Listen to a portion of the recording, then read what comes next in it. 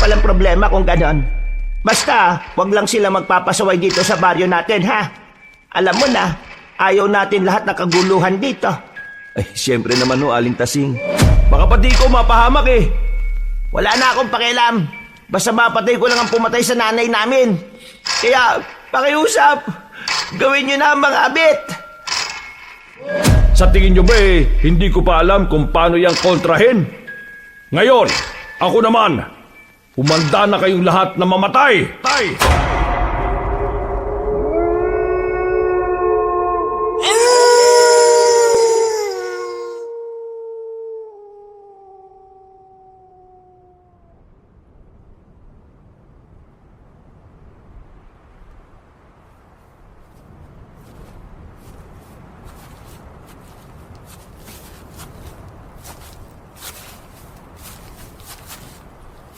Mahal, ramdam mo ba yung mabigat na ihip ng hangin?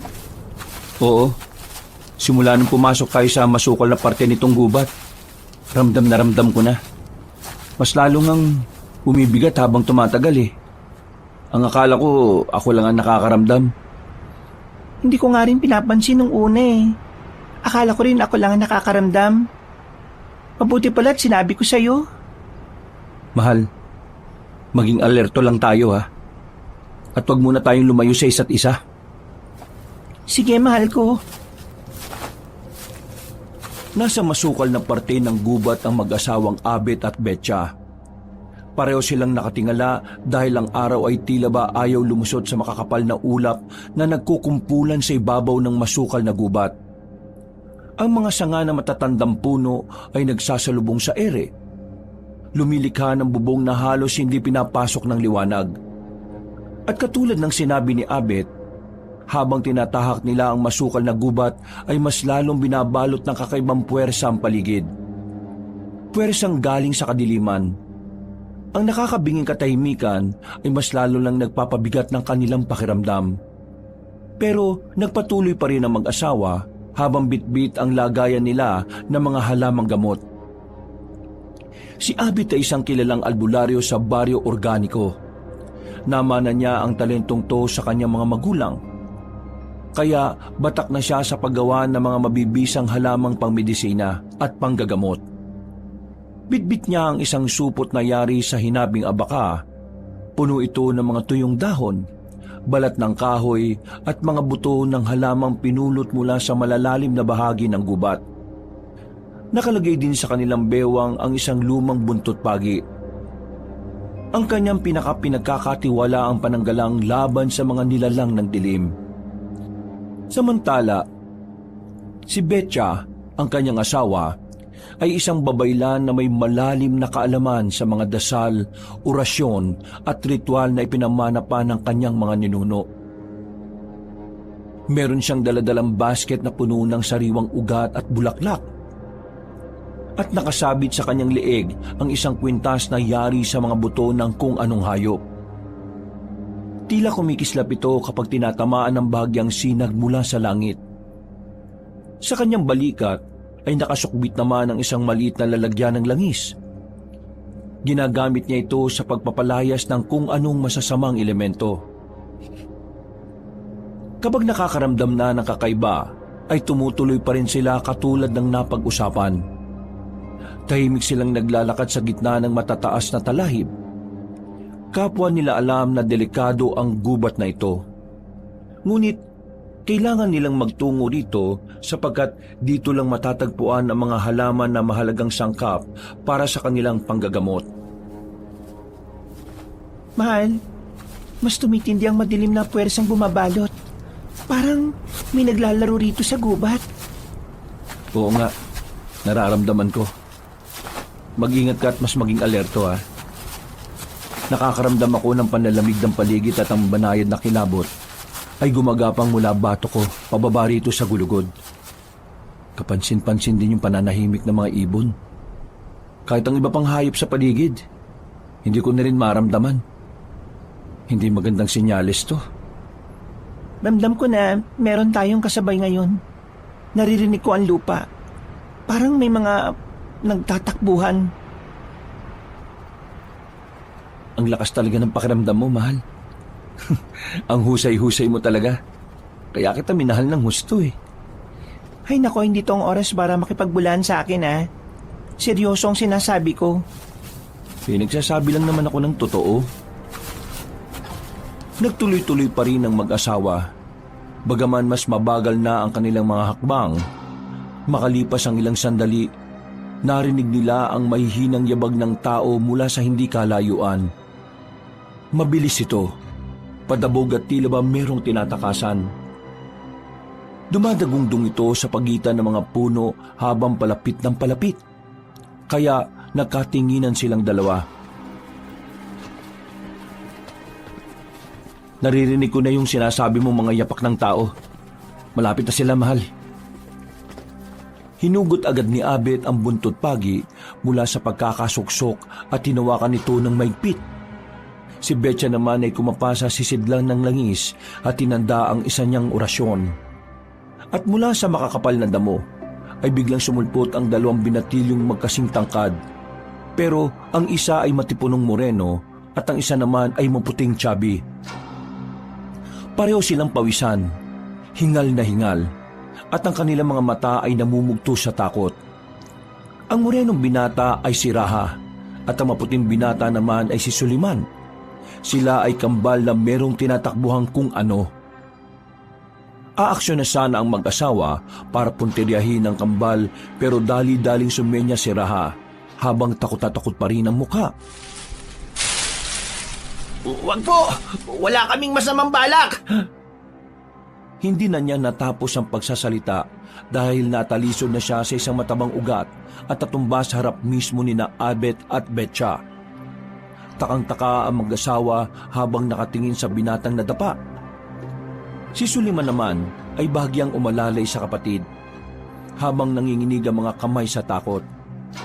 Nang mapansin niyo na mag-asawa, ay nagmamadaling lumapit si Betcha sa kainalalayan si Raha sa pagtayo. Bakit? Anong nangyari? Bakit kayo tumatakbo? Meron ba kayong tinatakasan?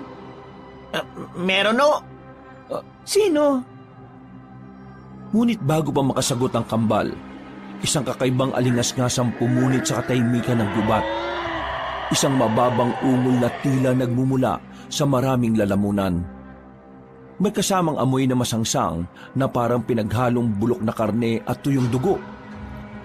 Alam na ni Abit ang tungkol sa amoy na yon dahil maraming beses na siyang nakasagupa ng ganitong klaseng nilalang. Dali-dali niyang tinapik ang asawa at seryosong pinagmasdan. Tila ba nag-usap ang kanilang mga mata. May mga kampo ng kadiliman sa paligid. Base sa nakakasukang amoy. Mga aswang sila. Marami sila, mahal. Kung ganon, aswang ang tinatakasan nitong mga binata? Malamang, Betcha. Mahal, ihanda mo mga panaboy mo. At kayong dalawa, magtago kayo sa likuran namin. Pagtango ni Raha at Suliman, ay muling umalingaw-ngaw ang mga ingay ng aswang sa iba't ibang dako. At sa gilid ng kanilang mga paningin ay tila sumilip ang mga anino. Mula sa madilim na parte ng kagubatan sa kanilang harapan ay lumitaw ang tatlong aswang. Ang kanilang mga mata ay kumislap na parang naninilaw.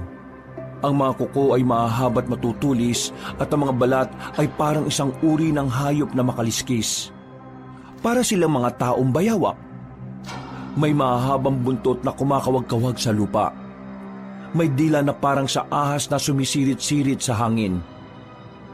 Sa likuran naman ay sumulpot ang tatlo pang aswang. Pero iba ang itsura nila kaysa sa mga taong bayawak. Mahalat ang babae dahil sa mga nagyuyugyugan nilang mga dibdib. Hindi makaliskis sa mga balat nila, kundi may itim ito na parang balahibo ng isang ibon. Matulis ang kanilang mga nguso at ang mata ay sobrang pupula. Para silang mga taong uwak kung tutusin. Takot na nagsusumiksik ang kambal nang makita ang mga aswang na to. Mga abwak! Sa tagal na panahon ko na sa pagiging babaylan, ngayon lang ako ulit nakakita ng abwak. At parang maswerte na parehong babae at lalaki ang nakita ko. At talagang natuwa ka pa, mahal, ha? Hindi naman sa ganon. Hindi ko lang maiwasang mamangha. Mamaya na tayo magdaldalan tungkol dyan. Kailangan nating mailigtas ang dalawang to. Dahil mukhang sila ang pinupuntirya ng mga aswang eh. Hoy, kayong dalawa. Bakit kayo nahabol ng mga abwak? Hindi po namin alam eh. Papatayin nila kami. Tulungan niyo po kami para kaawaan niyo na. Makakaasa kayo. Pero pagkatapos ng mga ito, marami kami mga katanungan sa inyong dalawa. Hinampas ni Abit sa lupa ang buntot pagi kaya napatras sa mga aswang. Nasilaw kasi sila sa pagkislap nito nang salubungin ng liwanag mula sa kalangitan. Samantala, nagsimulang bumulong si Betcha ng sinaunang dasal kasabay ng pagpahid ng langis sa kanyang mga palad. Mula rito ay may unti-unting lumabas na usok na may kakaibang amoy. Para itong insenso na pumalibot sa kanila. Ang unang tatlong aswang na taong bayawak ay sumugod na tila kidlat. Naglalabas ito ng kakaibang ingay na nakakatakot at nakakabingi. Kaya napatakip ng tenga ang kambal habang takot na takot. Ilang saglit pa ay biglang tumalon ang mga nasabing aswang at inatake rin sila. Naglalaway ang mga nguso ng mga ito at umaalingaw-ngaw ang malahalimaw na ungol. Umaatake na kayo ng mga inosenteng taong walang kalaban-laban. Hindi kayo makakaisa sa amin. Itinaas ni Abit ang buntot pagi at sinalubong ang atake. Tila nagliyab ang hangin na magsalpukan sila. At halos mabuwal si Abit sa bigat ng kalaban. Ngunit sa kanyang mga bisig ay naroon ang lakas ng taong sanay na sa laban ng higit pa sa ordinaryong tao. Nabuwal niya ang unang abwak na sumalakay. Kitang-kita nila ng tamaan nito ng buntot pagi ay kaagad na nag-apoy ang katawan. Namangha ang kambal sa kanilang nakita pero halata pa rin ang takot sa kanilang mga muka. Si Betcha naman ay itinaas ang kanyang kamay. At mula sa kanyang palad ay kumalat ang liwanag na tila apoy. Nang lumapit ang isa sa babaeng abwak, tumili ito ng matinis ngunit agad na napatras ng tamaan ng kakaibang usok. Ang kaninang tahimik na gubat ay nagsimulang mag-ingay dahil sa kanila. Galit na napatras sa mga lalaki at babaeng abwak. Habang pinagmamasdan ng isa nilang kasama na unti-unting natutupok ng apoy matapos hagupitin ni Abit ng buntot pagi. Sige, sino bang susugod? Sino bang gusto mabos sa inyo? Ano, lapit na! Mga abwak! Mahal, wag mo silang buyuin. Baka magtawag pa ang mga yan eh. At imbis na makalis na tayo, baka madihado pa tayo sa huli. Huwag ka mag-alala, mahal. Isa sa mga likas na ugali ng mga abwak ay ang paglusob at pagtakbo. Alin lang yan sa dalawa. Kung susugod sila hanggang kamatayan o kung tatakbo para mabuhay sila. Ilang beses na rin ako nakasagupa ng mga katulad nila nung binata pa lang ako eh. Kaya natutunan ko na rin ng mga pag-uugali nila. Matagal na panahon na yun, mahal. Posibleng magbago na ang takbo ng sistema nila. Katulad din ng pagbabago ng takbo ng mga normal na tao. Huwag na natin pagtalunan pa ang tungkol dyan. Dahil baka mamaya imbis na sila ang kalabanin natin, tayo pang maglaban sa huli. Kawawa naman itong mga kasama natin mga binatilyo. Nagsusumiksik na nga sila sa atin ng husto oh. Puro ka rin talaga kalokohan, mahal. Kanina lang tuwang-tuwa ka dahil nakakita ka ng abwak pero ngayon nagiba na yata ang ihip ng hangin. Naputol na ang pag-uusap na mag-asawa dahil biglang lumipad ang tatlong babaeng abwak. Habang nakatingala ay takot na takot pa rin ang kambal kaya kinuberan sila ni Betcha. Nang mawala ang usok na ginawa ng ginang ay magkakasunod ng sumalakay ang mga taong uwak. At habang nananatiling nakakover si Betcha sa dalawang binata, si Abit naman ang humarap sa mga kalaban. Iwinasiwas niya ang buntot pagi, kaya tumigil sa pagsugod ng tatlong babaeng abwak. Umangil ang mga yon saglit habang ang Ginoo ay napapangisi lang. O ano? Nasaan ang tapang nyo ngayon? Sugod mga taong uwak na ang papangit! Mahal, sa kabila! Tumingin ka sa kabila! Nagulat si Abit na makita ang dalawang taong bayawak na parehong nagwawasiwas ng kanilang mga buntot. Ang isa ay biglang tumalon at dali-daling lumusob sa kanila. Dahil sa bilis ay hindi na kagad nagamit ng Ginoo ang sandata niya. Ang ginawa na lang niya ay humugot ng kung anong bagay sa dalang lalagyan. Saka sinaboy sa aswang. Natamaan yun sa muka at napatras. Pero hindi naman napano dahil ordinaryong tuyong damo lang pala ang naihagis ng albularyo. Ano ba ginagawa mo, mahal? Inaaksaya mo yung mga napitas nating halamang gamot eh. Abay, malay ko ba? Akala ko yung itim na buhangin ang nadukot ko. Ito, bilis, salo! Pagkasalo ay saka nga hinagis ni Abet ang nasabing bagay. Nang matamaan sa mata ang ikalawang taong bayawak ay napuwing ito. Ilang saglit pa ay nagsisigaw na yon sa sakit dahil sa bisa ng kapangyarihan ng itim na buhangin.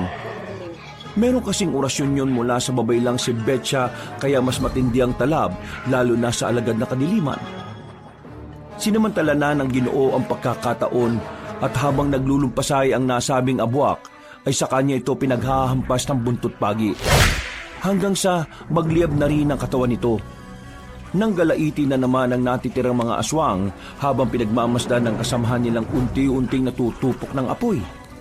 Muling sumugod ang natitirang taong bayawak. Direkta nitong pinuntirya si Aling Betcha sa pag-aakalang uubra siya. Pero nang hawakan ng babaeng babayla ng kwintas niyang gawa sa buto ng kung anong hayop, ay tila may kakaibang enerhiyang dumaloy sa kanyang pagkatao. Sinabayan ito ng bulong na orasyon hanggang sa bigla na lang na estatwa ang nasabing aswang. Kagad bumaling ang ginang sa asawa. Mahal, ayun na! Sige! Walang pag-alinlangang hinigupit ng albularyo ang hindi makagalaw na aswang. Hanggang sa magliyab din ng katawan nito at matupok ng apoy. Dinig na dinig nila ang nakakakilabot na pagmamakaawa ng aswang. Pero huli na ang lahat dahil nagsaabo na ito kalaunan. Sa kabilang banda ay napaluhod si Aling Betcha dahil sa paggamit ng kapangyarihan ng kwintas. Nag-aalalang lumapit ang kanyang asawa at inalalayan siya. Mahal, bakit mo naman ginamit kaagad yung kapangyarihan ng kwintas? Alam mo namang makakasama sa iyo yan. Nabigla lang din ako. Mamaya na tayo mag-usap tungkol dyan. Ituon mo na muna ang pansin mo sa mga taong uwak. Pasalakay na sila. Sabay-sabay sumugod ang galit na mga babaeng abwak. At sa bilis ng pangyayari ay nagalusan nila si Abet. Nabitiwan din tuloy niya ang buntot pagi na tumalamsik sa malayo. Napangisi ang mga kalaban at muling sumalakay. Pero mabilis din na nakabawi ang albularyo. Dinukot niya ang patalim na nakatago sa kaliwang paanan at ito ang pinangsasangga niya sa matutulis na kuko ng halimaw. Naging maugong ang kanilang banggaan. Napatras si Abet ng ilang hakbang dahil sa pagtulak ng isang taong uwak. Habang ang dalawa pa ay si Aling Betcha naman ang pinupuntirya. Betcha! Mahal ko! Huwag mo akong alalahanin. Kaya ko sarili ko. Sige, sabi mo eh. Kahit kailan ka talaga, puro kakalokohan. Kayong dalawang binata, umatras muna kayo saglit at magtago sa mga puno. Bilis! Tumakbo nga si Raha at Suliman at nagtago sa likod ng mayayabong na puno. Dahil dito ay nakapag-concentrate na si Aling Betcha sa mga kalaban. Dinukot niya ang langis sa lumang bag at pagkatapos ay mahina siyang bumulong sa hangin. Ilang saglit lang ay isinaboy niya ang nasabing langis kung saan papunta ang dalawang taong uwak. Pagkadaka ay bumuelo siya at biglang umihip sa kawalan. Tila ba may kung anong kakaibang elemento ang sumama sa hangin. Nag-apoy ang langis na kumalat sa hangin hanggang sa matamaan ng dalawang aswang. Napuruhan ang nasa unahan habang ang isa ay nakalipad palayo at nakakapit pa sa tuktok ng puno. Galit na galit yon habang pinagmamasdan ng kasamang natupok na rin ng apoy. Gulat na gulat naman ang kambal mula sa kanilang pinagtataguan. Kasunod noon ang pagbagsak at pag-apoy din ng aswang na kinakalaban ni Mang Abet. Mas lalong naggalit ang natitirang aswang kaya nagpakawala ito ng isang matinis na sigaw. Dahilan para mapatakip sila ng mga tenga. Ano? Sige, mag-isa ka lang aswang. Susugod ka pa ha? Sige, subukan mo nang sumunod ka sa mga kasamahan mo. Mahal, huwag mo nang buyuin ang isang yan. Pero, Hindi na siya dapat makatakas pa. Dahil baka magtawag pa yan ng iba eh. Akong bahala, mahal. Kung yung 5 nga ay napatumba natin, yan pa kayang nag-iisa na lang. Maswerte lang sila dahil kanina, naunahan nila ako. Teka, kukunin ko lang yung buntot pagi ko.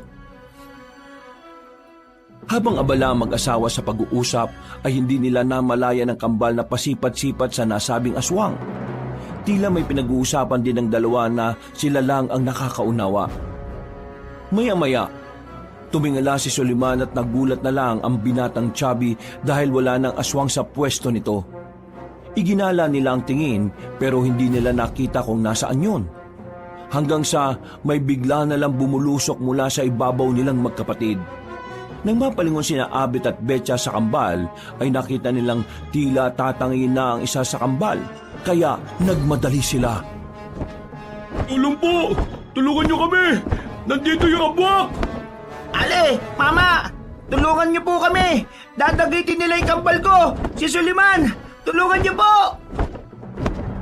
Mabilis na pumihit si Abet at sa isang galaw ng kanyang buntot tali ay bumulusok yon sa natitirang abwak.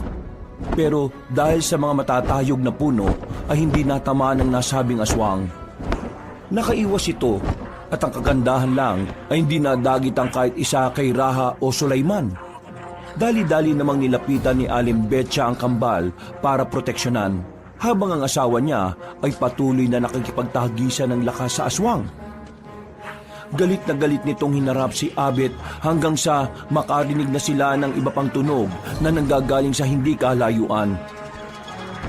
Mahal, meron pa mga paparating na aswang. Madali mo na yan at para makaalis na tayo rito. Sige na, mauna na kayo. Pero paano ka? Wala ka bang tiwala sa husay ng asawa mong albularyo? Sus, dumali ka na naman. Siguraduhin mo lang na makakabalik ka ng ligtas ha. Malilintikan ka sa akin. Kapag nakabalik ako, dapat maglabing-labing tayo ha. Hey, mais ka nga. Nakakaya ka. May mga kasama tayong iba dito oh. Hindi na sumagot si Abet dahil galit na umungol na ang natitirang babaeng abwak. Sinenyasan na niya ang asawa na tumakbo na kasamang 2 binata. Nang mawala na ang mga yon sa kanyang paningin, ay sumentro na siya sa aswang. Nakipagtagisan ulit siya ng lakas dito hanggang sa maya-maya pa nga, umalingaw-ngaw na nga ang tunog ng natutustang katawan gawa ng pagliyab. Pagdating ng 3 pang taong bayawak, ay nagulantang sila dahil nagliliyab na ang kanilang kasamahan, na nagpagulong-gulong sa lupa bago matupok ng apoy. Oh, ano? Sinong gustong sumunod sa abwak na yan? Sige, lumusob lang kayo! Namiss ko ang pakikipaglaban ng ganito eh. Tila napikon ng 3 bagong dating, kaya sabay-sabay itong nagpakawala ng nakakatakot na ungol. Dahil sa tunog na yun, ay nagliparan ng mga ibon sa paligid na tila nabulahaw. Dito lang din tuloy napansin ni Ginoong Abet na palubog na pala ang araw dahil unti-unti nang nababalot ng dilim ang paligid. Habang nakahanda ang kanyang buntot pagi, ay pasimple siyang tumingin sa lagayan. Sinisipat niya kung may magagamit siyang sandata para sabay-sabay nang mapabagsak ang mga aswang nakaharap. Kailangan ko na itong madaliin. Nakakaramdam na rin ako ng pagod. Tulong! May mga aswang pa rito! Naloko na. May humahabol na rin sa kanila. Kailangan ko na talaga magmadali. Muling isinaboy ni Mang Abet ang itim na asin sa 3 abwak. Pagkatapos ay tinakbuhan na niya ang mga yon para matulungan ng asawa at ang kambal. Subalit may isang abwak na lumundag sa kanya. Mabuti na lang ay naondayan niya kagad to ng buntot pagi. Tumama ito sa hita ng halimaw at narinig niya ang paglagitik kasunod ng pagkasunog ng bahaging yon. Ngunit sa kabila nito, ang abwak ay hindi agad sumuko. Sa halip, sinunggaban nito ang braso ni Abet gamit ang matatalim na kuko. Aray ko! Putik! Ang sakit nun ah! Kagad niyang nahampas ng patalim sa mata ang kalaban, kaya nakabitaw ito at gumulong-gulong sa lupa. Napasandal ang Ginoo at napatingin sa braso niya na tumatagas na ang dugo. Nang maamoy ito ng halimaw, ay mabilis siyang bumangon at muling sumalakay. Kasunod ang 2 pa. Ngunit bago pa siya mapuruhan ng mga abwak, ginamitan niya ang alas. Dinukot niya ang isang garapon at binuksan yon. Nang umalingasaw ang amoy ay napahinto ang 3 aswang. Alam kasi nila ang amoy na yon. At isa sa kinatatakutan nila ay ang langis o katas ng talumpunay. Dahil kapag natamaan sila nito, ay siguradong tunaw kagad ang kanilang katawan at walang matitira. Hindi na sana ito gagamitin ng albularyo dahil nag-iisa na lang. Pero wala na rin siyang mapagpilian. Kaysa maunahan ng mga kalaban, ay dali-dali siyang sumugod at isinaboy ang nasabing likido. Tumakbo pala yung 3, pero ang isa sa kanila ay nasugatan ng maabutan ng katas ng talumpunay. Napahiyaw ang aswang, pero saglit lang din sapagkat natunaw na lang siya kaagad na parang alikabok sa hangin. Sa takot ng dalawa, ay tumakbo na nga ang mga yon palayo at ang hindi na maramdaman ng albularyo ang presensya, dali-dali niyang tinungo ang kinaroroonan ng asawa. Naabutan niya si Aling Betcha na nakikipagsagupan na rin sa 2 taong uwak. Lumapit siya at dali-daling iwinasiwas ang buntot pagi. Nahagip ang isa, pero ang isa ay nakalipad pataas. Nagliyab ang balat ng halimaw, dahilan para mapahiyaw ito sa sakit bago matras. Pero hindi na pinahintulutan pa ni Aling Betcha na mangyari yon. Sinabuyan niya sa mukha ng itim na asin ng babaeng abwak at pagkatapos ay saka hinagupit ni Mang Abet ng buntot pagi. Nang umapoy na ang buong katawan ng aswang, ay napatras ang mag-asawa. Galit namang napatingin ng aswang sa kanila habang ikinakampay-kampay ang pakpak. Kung gusto mo na rin sumunod sa kasamaan mo, bumaba ka na rito, aswang, at lumusob! Hindi na kita pahirapan pa! Hayaan mo na siya, mahal. Sugatan ka na rin eh. Baka magtawag pa yan. Hindi na yung magtatawag, maniwala ka sa akin. Tama nga ang sinabi ni Abet dahil pabulusok na sumugod sa kanila ang nasabing aswang. Pumorma ang mag-asawa pero hindi nila natulugan na hindi pala sila ang target. Mabilis ang sumunod na pangyayari dahil isa kay Raha at Sulaiman ang pinunteriya ng aswang. Parehong napasigaw ang kambal habang tumatakbo palayo at sinumantala ito ng mag-asawa. Hinagis ni Mang Abet ang natitirang laman ng garapon na may katas ng talampunay. Habang si Betcha naman ay ang itim na asin. Nabitbit na si Sulaiman pero nang masapol ang aswang ay saka ito napahiyaw at walang ano-ano ay natunaw na parang bula sa ere. Hindi naman magkandaugaga si Raha sa pagsalo sa kapatid. Pareho tuloy silang natumba sa lupa pagkalaon. Pagkatapos nun, ay saglit muling natahimik ang kagubatan. Tapos na ba, mahal? Hindi ko na nararamdaman ang mga tunog ng aswang. Mabuti naman kung ganon. Napagod ako ron ah. Ayos ka lang ba? May sugat ka sa braso oh. Oo, ayos lang ako. Umalis na tayo rito bago pa may dumating na ibang aswang. At kayong dalawa, hindi kayo aalis ha. Sasama kayo sa amin dahil marami pa kaming katanungan sa inyo. Ano po? Unang tanong, anong pangalan yung dalawa? Raha po ang pangalan ko. Ikaw naman, binatang malusog. Ang pangalan ko naman ay Sulaiman. Ayos yung pangalan nyo ha. Parang si Raha Sulaiman lang ng sinaunang pinuno ng Maynila. Doon nga po inaango yun. Kambal kasi kami ni Sulaiman eh. Kambal pala kayo. Hindi halata ah. Isang macho at isang malusog. Ayaw ko magsabi ng ibang salita dahil maraming magagalit eh. At teka, may ba tayo? Alalayan niyo ako hanggang sa bahay dahil nanghina ako sa pagsagip sa inyo. Doon tayo mag-usap-usap. Kapag tinakasan niyo kami mag-asawa o gumawa kayo ng hindi maganda, nakita niyo naman kung paano kami makipaglaban sa mga aswang ha. Hindi niyo gugustuhin na kayo naman ang habulin namin. Naintindihan po namin. O ikaw, binatang malusog, naintindihan mo ba? Opo, Tawagin niyo na lang akong Mang Abet. At itong asawa ko, pakilala ka, mahal. Ako si Aling Betcha. Pasensya na kayo sa asawa ko ha. Ganyan lang talaga magsalita pero mabait siya. Saka na muna tayo magkwentuhan. Tara na't baka may dumating pang mga kalaban. Tara, alalayan niyo ako, Raha, Sulaiman. Inalalayan na nga ng dalawang binata si Mang Abet hanggang sa makalabas sila ng kagubatan. Nang nasa bukana na sila, eksaktong kumagat na ang dilim. Umaliwalas ulit ang pakiramdam nilang lahat dahil wala na ang kakaibang bigat na nanggagaling sa masukal na gubat. Sumakay kagad sila ng tricycle. Si Aling Betcha na ang nagmaneho pabalik sa Baryo Organico para doon nila pag-usapan ang mga dapat pag-usapan. At sa paglisan nila sa lugar na yon, tila isang panganib pala ang naghihintay sa kanila. Walang kamalayan na mag-asawa na sa pagtanggap nila sa kambal ay isang matinding kaguluhan ang naghihintay. Makalipas ang ilang minuto ay nakarating na sila sa baryo. Sinalubong sila ng katahimikan at kapayapaan kaya tila tuwang-tuwa ang kambal. Dahil parang ngayon lang sila nakaranas ng ganitong kaaliwalas na lugar.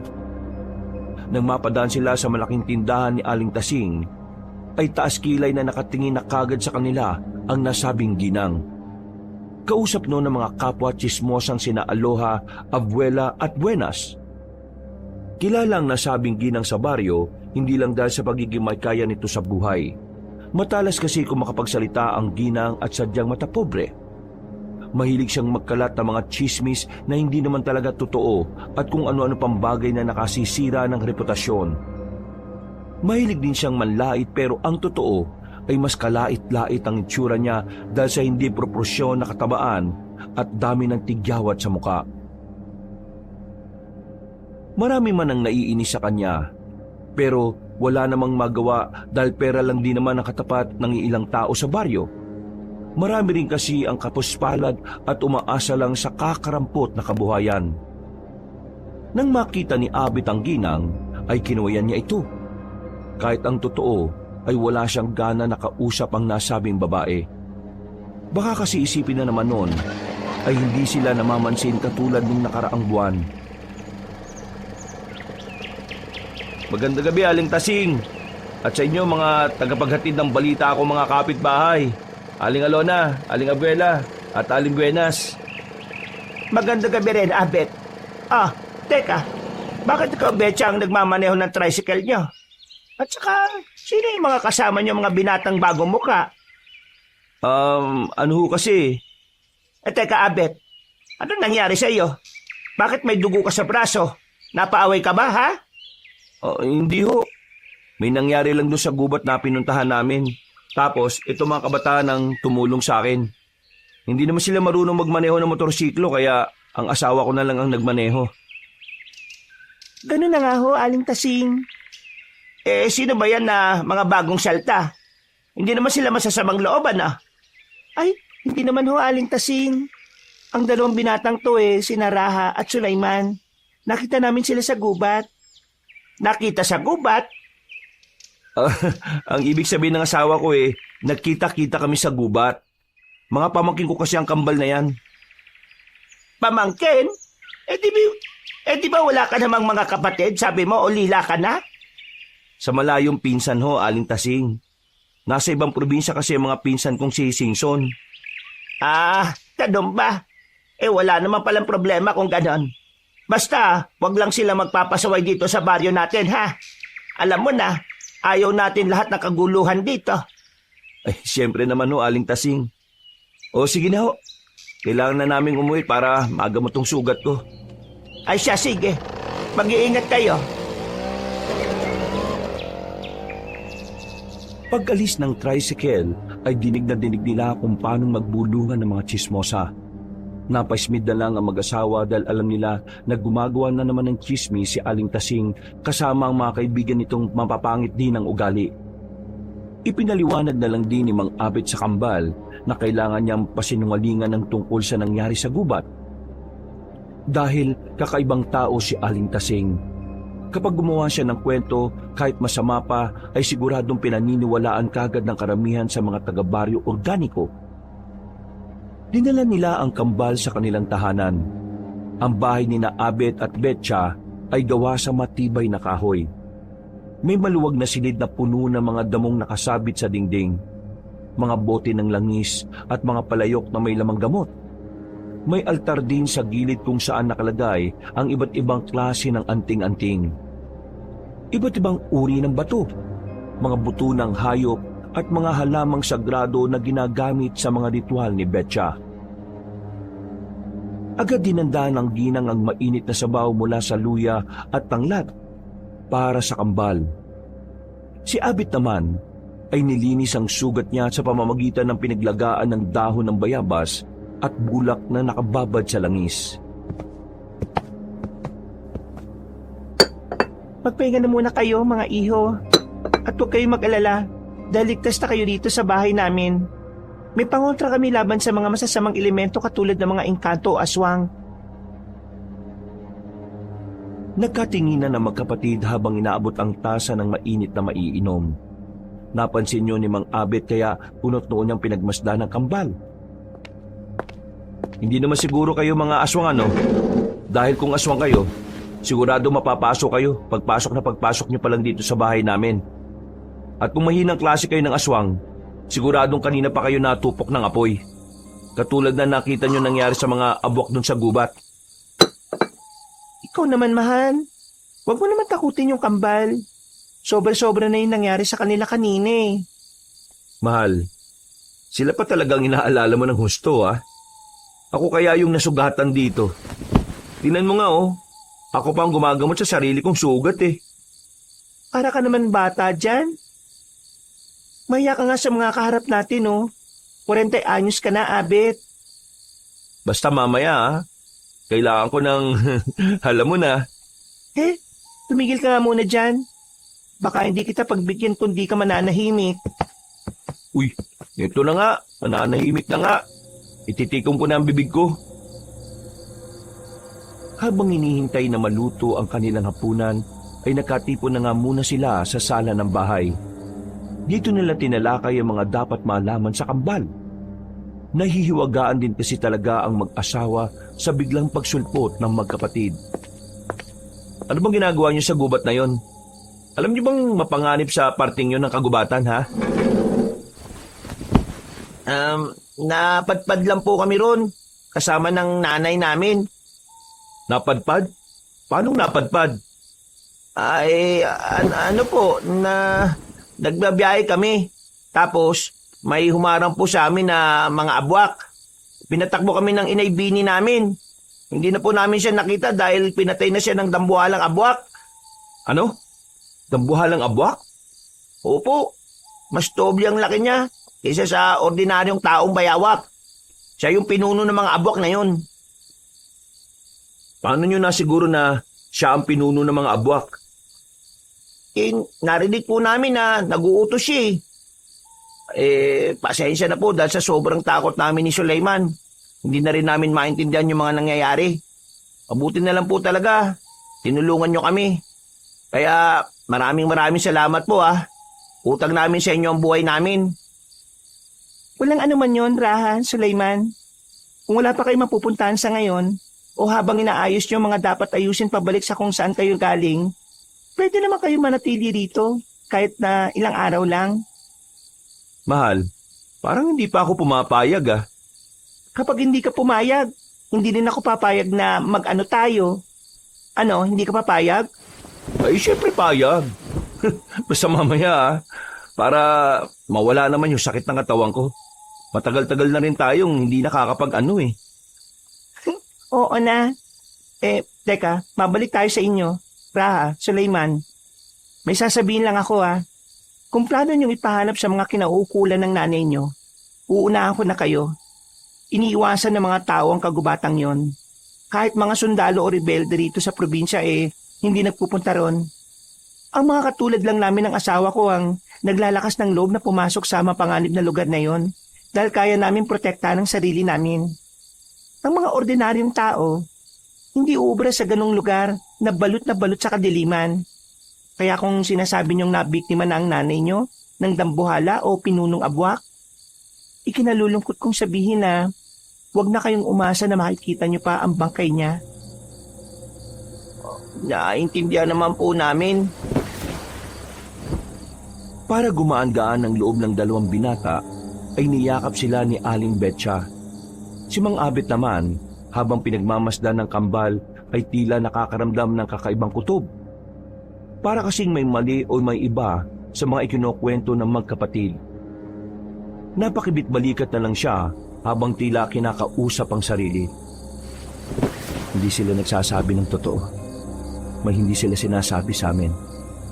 Nakikita ko sa mga kilos nila na meron silang tinatapong sikreto sa amin ng asawa ko eh. Kaya hindi dapat kami magpakampante habang nandito ang dalawang binatang ito. Naantala lang sila pare-pareho nang marinig ang pagkulo ng nilulutong pagkain. Nagpunta na nga sila sa kusina at nagsalo-salo sa hapunan. Mabilis na lumipas ang oras. Nang sumapit na ang kalaliman ng gabi, habang natutulog ang kambal, ay magkatabi namang nakaupo sina Abet at Betcha sa gilid ng kanilang bintana sa sala. Malinaw ang sikat ng buwan kahit kalahati lang ito. Kaya kitang-kita nila ang isa't isa kahit nakapatay ang ilaw. Parang kanina pa may bumabagabag sa iyo, mahal. Tungkol ba ito sa kambal? Oo, hindi ako kumbinsido sa mga sinabi nila kanina eh. Nagsisinungaling sila. Hindi mo ba nararamdaman, mahal? Ang nararamdaman ko lang mga inosente sila. Sigurado akong hindi sila mga ordinaryong mga bata. Dahil wala pang ordinaryong tao ang nakakapasok at nakakalabas sa gubat na yun eh. Nakalabas sila sa tulong natin. Kung wala tayo ron, siguradong pinagpepiestahan na sila ng mga aswang katulad ng ginawa sa nanay nila.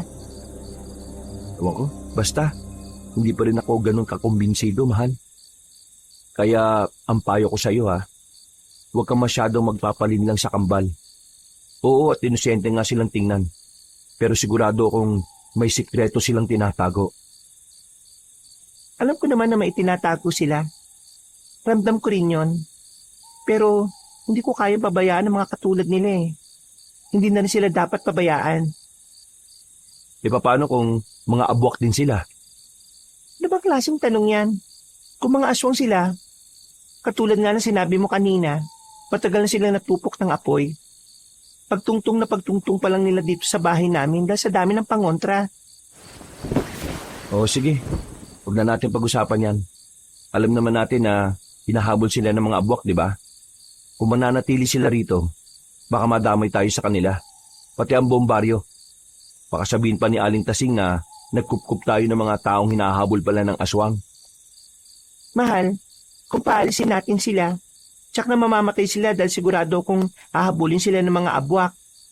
Alam mo naman na hindi sila titigilan ng mga yun, di ba? Alam mo rin naman na kung kukupkupin natin ang kambal, posibleng tayo ang madamay pati ang baryo. Pero Abet, hindi ba't bilang albularyo at babaylan, tungkulin nating tumulong sa mga nangangailangan, ano man ang kapalit?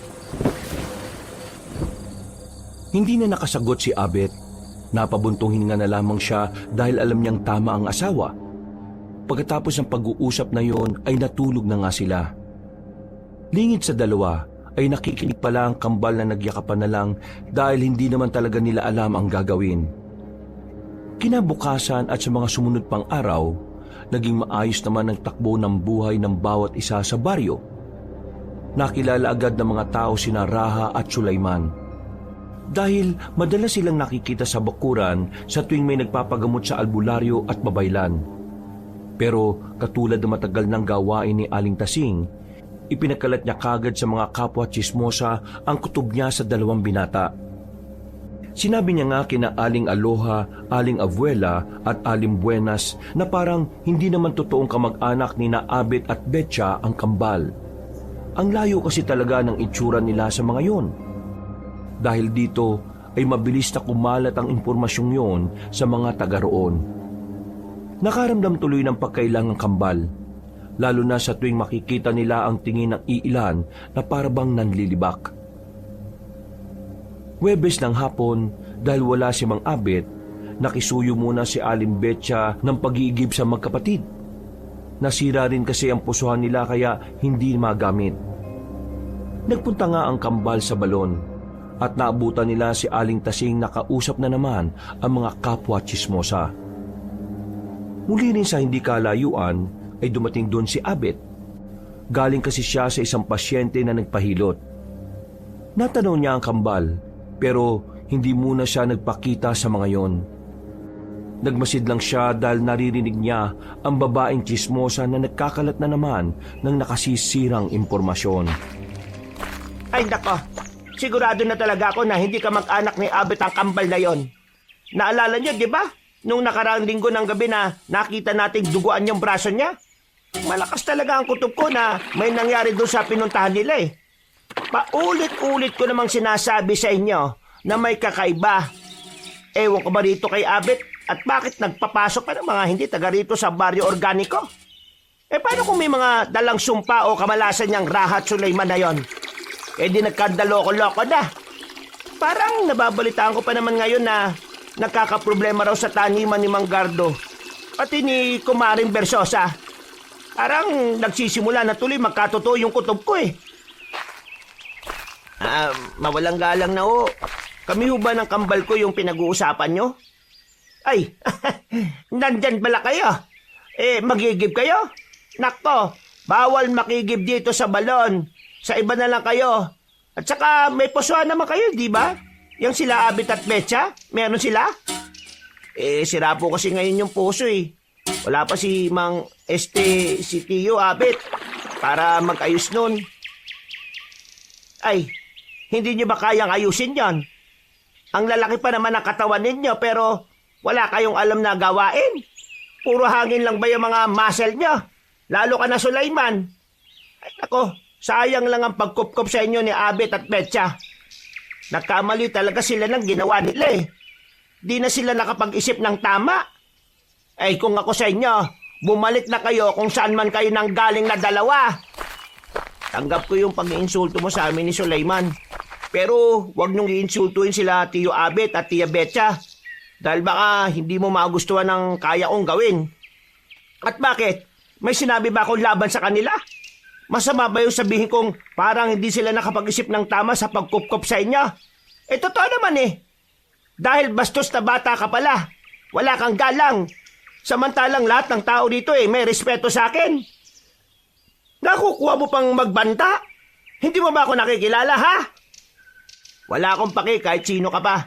Hindi ka karespe-respeto. Anong sinabi mong bastos kang lalaki ka? Natigilan na si Aling Tasing dahil sinamaan siya ng tingin ni Raha na tila nagliliyab ang mga mata. Napakuyom din ng kamay ang nasabing binata na tila nagpipigil sa galit. Hanggang sa nagbabalak na siyang sumugod nang humawak sa balikat niya si Sulaiman. Raha, huwag mong gagawin yan dahil mapapahamak sila Mang Abet at Aling Betcha. Pinipigilan ko rin ang sarili ko, Sulaiman eh. Pero parang hindi ko na makontrol. Mapapatay ko talaga yan nang wala sa oras. Umalis tayo dito. Tara na. Kinabig na siya ng kambal at pagkatapos ay muli itong bumaling sa mga tsismosa. Nagsimula ng manlisik ang kanyang mga mata. Mabuti na lang ay umiksena na si Mang Abet. Dito tila biglang natauhan si Raha. Napatras siya habang si Sulaiman naman ay kagad siyang hinatak patalikod. Mawalang galang na, Aling Tasing. Nakita ko lang na parang napapasigaw ka sa pamangkin ko ah. Sino ba namang hindi tataas ang boses? Yang pamangkin mo, walang galang. Hindi ba niya ako nakikilala kung sino ako sa baryong ito? Sana pagsabihan mo yung bastos na yan ha. Pagpasensyahan nyo na ho sana yung inasal ng pamangkin ko. Namatayan kasi sila ng nanay. Kaya medyo, alam nyo na ho, nagdaramdam pa sa ngayon. Alam ko naman na higit sa lahat, ikaw ang pinakamaunawaing tao dito sa baryo natin. Mabuti at alam mo. Sige na, pagbibigyan ko yung Raha na yan. Pero ayaw ko nang maulit to ha. Dahil may kalalagyan sa akin ng mga bastos. Walang ganyan dito sa baryo kaya patinuin mo yan. Makakaasa ho kayo. O paano? Mayunan namin kayo at pasensya na ulit. Paglayo nilang tatlo ay wala nang nagsalita hanggang sa makauwi na sila. Pagpasok ni Mang Abet at Sulaiman sa loob ng bahay ay natigilan si Raha. Natatakot kasi siyang pumasok dahil baka may kung anong mangyari sa kanya. Oh, bakit? May problema ba? Wala po. Dito na po muna ako sa kubo. Magpapalamig lang po muna ako. Pasensya na po ulit sa inaasal ko Nako, huwag mong alalahanin yun. Marami talagang galit sa taong yun dito sa baryo. Akala mo kung sino siyang santa-santa pero masama rin naman ang ugali. Siguro nga kung nakita ka ng mga ibang mga taga rito kung paano mo siya sinagot-sagot, matutuwa pa yung mga yun sa'yo Abet, ano yan? Mukhang may nangyari sa balon Ikaw talaga mahal Imbis na pagsabihan mo inuudyukan mo pa itong mga kabataan. Natatawa lang ako sa nangyari. Hindi ka maniniwala. Nang ikwento nga ni Mang Abet sa asawa ang ginawang pananagot ni Raha kay Aling Tasing, ay tawa rin ng tawa ang ginang. Ang binatang maskulado lang kasi ang nakagawa ng ganon sa nasabing babae. Pero pinag-inat na nila ang kambal dahil siguradong mapagdidiskitahan sila ng masamang ugaling babaeng yon, lalo na si Raha. Hindi na lang din muna ikinwento ni Mang Abet ang nasaksihan niya kanina. Hindi pa rin kasi siya sigurado kung tama ba ang nakita o hindi. Kailangan niya pa ng sapat na ebidensya para mapatunayan kung totoo nga bang aswang din si Raha at Sulaiman. Pasado 12:00 ng hating gabi, habang mahimbing ang tulog ng mga taga-baryo, nagising si Aling Betcha sa kakaibang ingay. Isang mahinang kaluskos mula sa labas ng bakuran ang narinig niya. Kasunod ang tila huni ng kung anong hayop. Napabalikwas siya ng bangon at kaagad niyang tinapik si Abet na humihilik-hilik pa. Uy, Abet, bumangon ka dyan. Ha? Ano ba yun, mahal? Ang sarap-sarap ng panaginip ko Nasa rurok na ako ng tagumpay habang nagsisiping tayo Aray ko! Bakit mo naman pinatukan? Pakinggan mo yung mga ingay sa labas. Ha? Ano bang ingay yun? Yung tunog ng lalaking abwak, yung taong bayawak, parehong-pareho, di ba? Ha? Aba, oo nga no. Sabay na napabangon na mag-asawa at sumilip sa kanilang bintana. Pinakinggan nila mabuti ang tunog na unti-unting lumalayo. Nang tuluyan na itong mawala, ay saka sila nagkatinginan. Sa tingin mo, hinahanap na nga ng mga abwak ang kambal? Mabuti na lang at nakalayo na yung tunog. Ibig sabihin, wala na sila. Nakalimutan mo ba, mahal? Kapag malapit ang tunog, ibig sabihin nasa malayo sila. Kapag naman malayo, ibig sabihin nasa malapit? Diyos ko po, sila Raha at Sulaiman.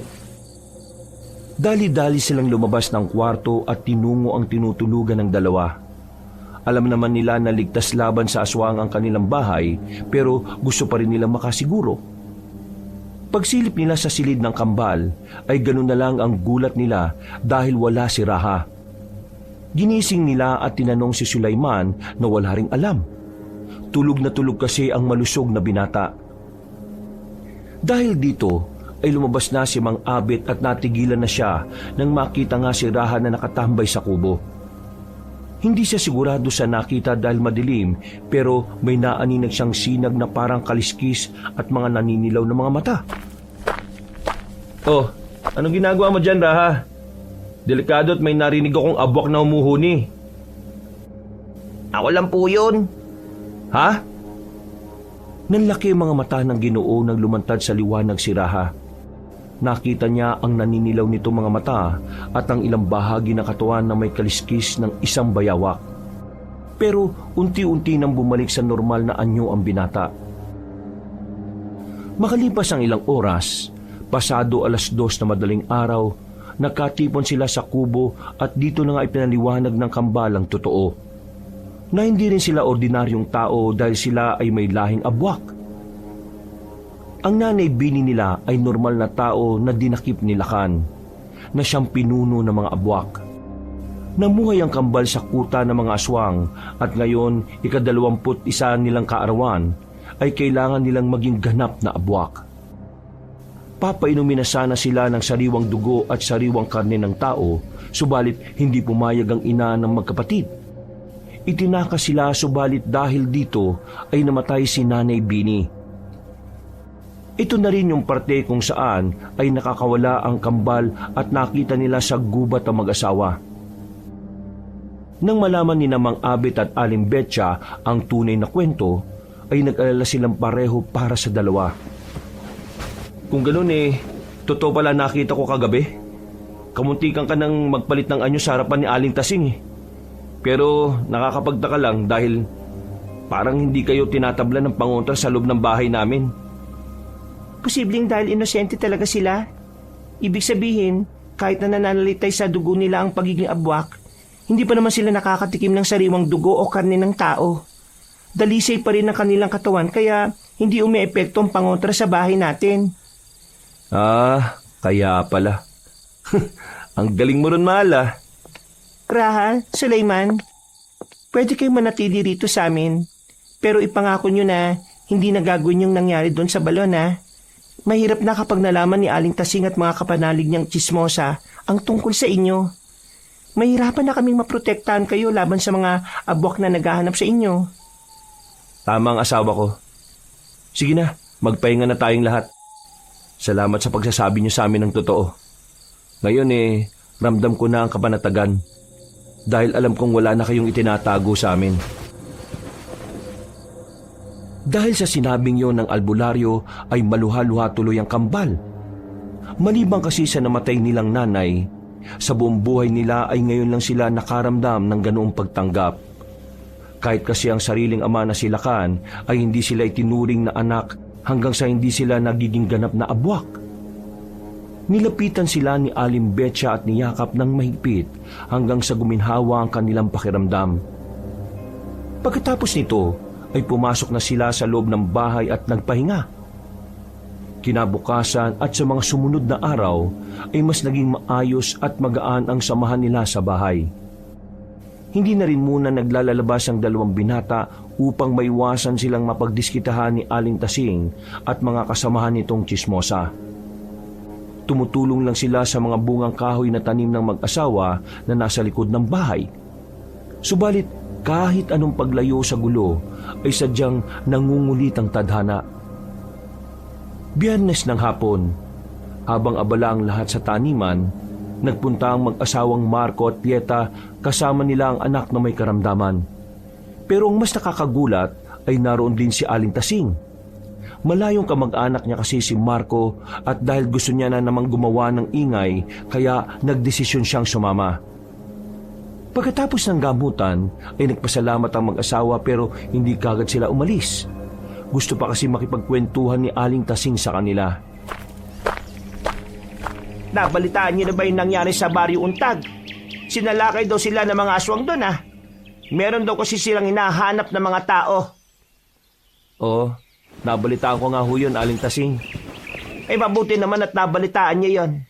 Kasi parang nakarating sa akin na yung hinahanap nila dalawang lalaki. Alam niyo yun? Nagkataon lang ba? Katulad nyo ni Betcha, meron din kayong kinukup-kup ngayon. Yung mga pamangkin nyong si Raha at si Sulaiman. Ang galing no? Parang nagkataon lang din talaga. Oo nga ho Nagkataon nga lang ho. Pinapaalalahanan ko yung mga kapitbahay natin baka meron silang kinukup-kup na mga aswang pala. Habang maaga pa isuko na nila o kaya palayasin. Para hindi na madama yung baryo natin sa gulo. Para hindi ba matulad sa Baryo Untag.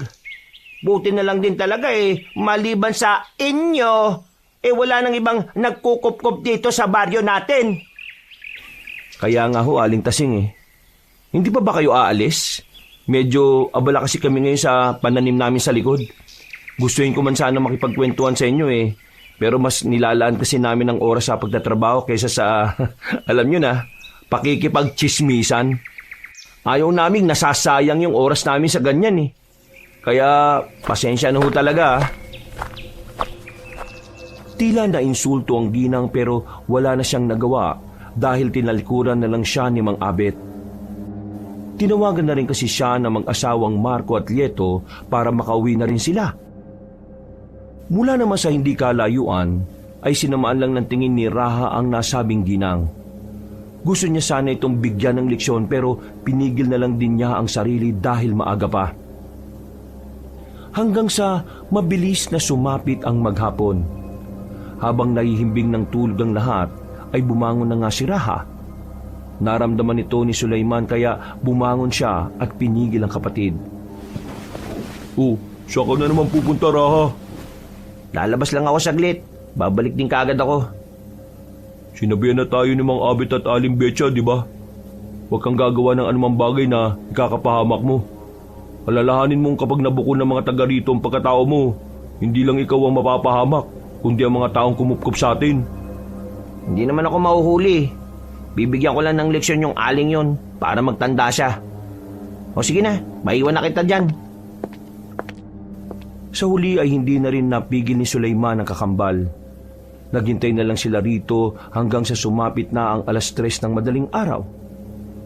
Nakarinig na lang silang lahat ng kalabog sa bandang kusina at pagpunta roon ng malusog na lalaki ay nakita niya ang kakambal. Duguan si Raha dahil meron siyang tama sa tagiliran. Oh, anong nangyari sa iyo, Raha? Duguan ka! Tulungan mo ako, Sulaiman. Rico. Dahil sa ingay ng magkapatid ay nagising ang mag-asawa. Nang makita nila ang sitwasyon ay dali-daling ginamot si Raha dahil nawalan na ito ng malay tao. Hindi na tuloy niya nalaman ang nangyari. Hindi rin naman maikwento ni Sulaiman ang buong pangyayari dahil wala rin siyang alam. Hinintay na lang nilang magising ang binatang sugatan pero sumikat na ang araw, wala pa rin itong malay kaya nag-alala na si Sulaiman para sa kakambal. Paano po kung hindi na magising ang kapatid ko? Huwag ka mag-alala, Sulaiman. Dahil magigising ang kakambal mo. Siguradong sigurado ako dyan. Marami lang ang nawalang dugo sa kanya kaya ganyan. Malamang nagbabawi ng lakas ang kanyang katawan. Dapat kasi, pinigilan ko na lang siya eh. O kaya ginising ko na lang kayo para mapigilan siya. Para hindi na umabot sa ganito. Huwag mo nang sisihin ang sarili mo. Wala ka namang kasalanan sa nangyari, Sulaiman. Pero pinagtakpan ko po siya eh. Natural lang naman na ganun ang gawin ng isang nagmamahal na kapatid. Ganun din ang gagawin ko kung ako nalagay sa sitwasyon mo. Mahal, may problema tayo. May mga tao sa labas. May mga dala silang sandata. Mukhang may nangyaring hindi maganda kaninang madaling araw. Pagtingin nga nila sa bintana ay nakita nila ang mga taga-baryo na may kanya-kanyang mga dalang armas. Merong may dalang kalaykay, meron ding may dalang pala. Habang ang iba naman ay iba't ibang uri ng patalim at pambato. Napabuntong hininga na lamang ang mag-asawang manggagamot habang pinagmamasdan nila ang mga tao. Alam na kasi nila ang kahihinatnan ng mga ito at mahihirapan na silang madaan sa maayos na usapan. Lalo pa't si Aling Tasing ang nangunguna sa kanila. Kapansin-pansin lang na may benda ang ginang sa noo at halatang halata ang galit nun. Mawalang galang na mga kasama. Anong may paglilingkod namin sa inyo mag-asawa? Bakit may mga dala kayong armas? May nangyari ba? Abet, Betcha, malaki ang utang na loob at respeto namin sa inyo dahil mahuhusay kayo manggagamot dito sa baryo. Hindi kayo naniningil ni isang kusing kapag nanggagamot kayo. Kayo pa nga ang nagbibigay. Pero hindi namin matatanggap ang panganib na dala ng mga kinupkop ninyo. Teka lang ho, Aling Tasing. Hindi ko naiintindihan ang mga sinasabi nyo eh. Ano na naman ba ang ginawa sa inyo ng kambal? Hindi na nga namin sila pinalalabas at palagi na lang silang nasa taniman dahil iniiwasan namin silang makita nyo. Huwag mo na silang pagtakpan, Abet! Nakikita mo ba tong benda at sugat sa noo ko?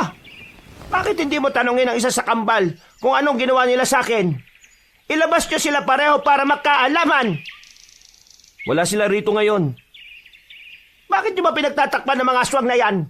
Aswang sila't sinalakay nila ako kagabi. At sila ang hinahanap ng mga aswang na nananalakay sa Baryo Untag. Palayasin nyo rito si Raha at Sulaiman dahil mga aswang sila. Kung di nyo gagawin ang sinasabi namin, kami na mismo ang gagawa. Wala nang nagawa ang mag-asawang manggagamot sa galit ng mga tao. Kahit anong pigil nila ay pilit na pumapasok ang mga yon dahil na rin sa pag-uudyok ni Aling Tasing. Hanggang sa nakita nga nila si Raha sa isang silid na nakaratay. Sa tabi naman niya nakaupo ang kabadong si Sulaiman. Yan ang patunay na ginawan ako ng masama ng tarantadong yan. Nasaksak ko siya kagabi sa tagiliran bago siya makalaya. Kaya kunin niyo ang taong yan at ikulong. Mamayang gabi, tayo ang magpaparusa sa kanila. Ihahandog natin ang mga yan sa mga aswang na naghahanap sa kanila para hindi na tayo gambalain ng mga yon. Hindi na nakaawat pa sina Abit at Betcha dahil naging agresibo ang mga tao. Marami ring kumapit sa kanila para hindi makaalma. Samantalang walang palagang magkapatid, lalo na si Raha na walang malay. Dinala silang apat sa mismong bahay ni Aling Tasing at sama-samang ikinulong sa isang silid. Pagsapit ng gabi, pagkagising ni Raha ay nagulat siya sa nangyari. Masakit pa rin ang tagiliran niya pero pinilit niya na lang umayos ng pagkakaupo. Nakita mo na ang resulta ng ginawa mo, Raha. Dahil sa pagiging makasarili mo, nandito tayo ngayon at mapapahama ka pati ang kambal mo. Ano pong nangyayari? Wala akong maintindihan. Nandito tayo ngayon sa isang kwarto sa bahay ni Aling Tasing. Kung ano man ang ginawa mo kagabi, binigyan mo ng dahilan ng mga tao para magalit. Mamaya, isasakripisyo at isusuko kayo ng kambal mo sa mga abwak na humahanap sa inyo. Pasensya na ho sa nagawa ko, mga Abit at Aling Betcha. Patawad ho sa pagiging makasarili ko. Kaya nadamay pa kayo. Ay nako, kahit magsisihan pa tayo rito, nangyari na nangyari. Ireserba mo na lang yung lakas mo at gamitin mo mamaya kapag inilabas na nila kayo rito. Pakiusap. Tumakas na kayo bago pa sila bumalik dito. Kahit ako na lang po magsakripisyo. Suleyman, magpalit ka na ng anyo sa pagiging abwak. Gamitin mo ang kapangyarihan mo para itakas dito sila Mang Abit at Aling Betcha. Naudot na sila sa pag-uusap dahil biglang bumukas ang pinto. At mula roon ay pumasok si Aling Tasing kasama ang apat na kalalakihan. Sinamaan nito ng tingin ng magkapatid, lalo na si Raha na siyang gumawa ng hindi maganda sa kanya. Hindi naman pumalag ang matipunong binata. Ginantihan niya lang din ng masamang titig ang ginang. Ilabas yun na ang mga aswang at itali na ang mga yan dun sa plaza. Dali-daling kumilos ang apat na kalalakihan na bumitbit sa kambal. Hindi naman nakaalma ang lahat. At nang makalabas na ang mga yon, ay nanatili sa silid ang ginang habang nakatingin sa mag-asawa. Pasensya na kayong dalawa. Pakakawalan ko din naman kayo pagkatapos silang mabawi ng mga aswang na humahanap sa kanila. Kapag nangyari yon, magkakaroon ng tiwala ang mga nilalang na yon sa baryo natin.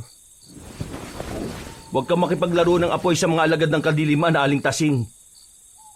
Talagang nanggaling sa iyo mga salitang yan, Abet, ha? Sino ba sa atin dito nakipaglaro ng apoy sa mga aswang? Ako ba? Hindi ba kayo naman nitong asawa mong si Betcha? Mali ang iniisip nyo, Aling Tasing. Tama man o mali ang iniisip ko. Malinaw sa akin at sa mga taga-baryo organiko ang ginawa ninyong pagtataksil. Pasalamat na nga lang kayo dahil hindi ko kayo isinama sa isasakripisyo. Malaki pa rin kasi ang tiwala ng mga tao sa inyo. Hindi na yun magbabago kahit ilang beses ko pa kayong sirain sa kanila. Kaya manatili na muna kayo rito hanggang sa humupang sitwasyon. Huwag na kayo manggulo pa. Dahil baka kapag nainis ako isama ko na talaga kayo sa dalawang aswang na yon. Dali-daling lumabas ang ginang at kinandado ang pinto. Naiwan namang nagkakatinginan ng mag-asawa na walang magawa. Napapikit na lang at napabuntong hininga ang albularyo. Habang ang babaylan ay umisip ng paraan. Kailangan natin makaalis dito, mahal. Bago pa makuha ng mga abwak ang kambal. Wala na tayong magagawa. Alam kong nararamdaman mo na rin ang papalapit na puwersa ng kadaliman dito sa baryo. Yun nga Kaya kailangan talaga nating makakawala dito. Mahusay ka sa pakikipagsagupa sa mga aswang at alam mo rin kung gaano kalupit ang mga abwak. Oo, naisip ko nga rin yan.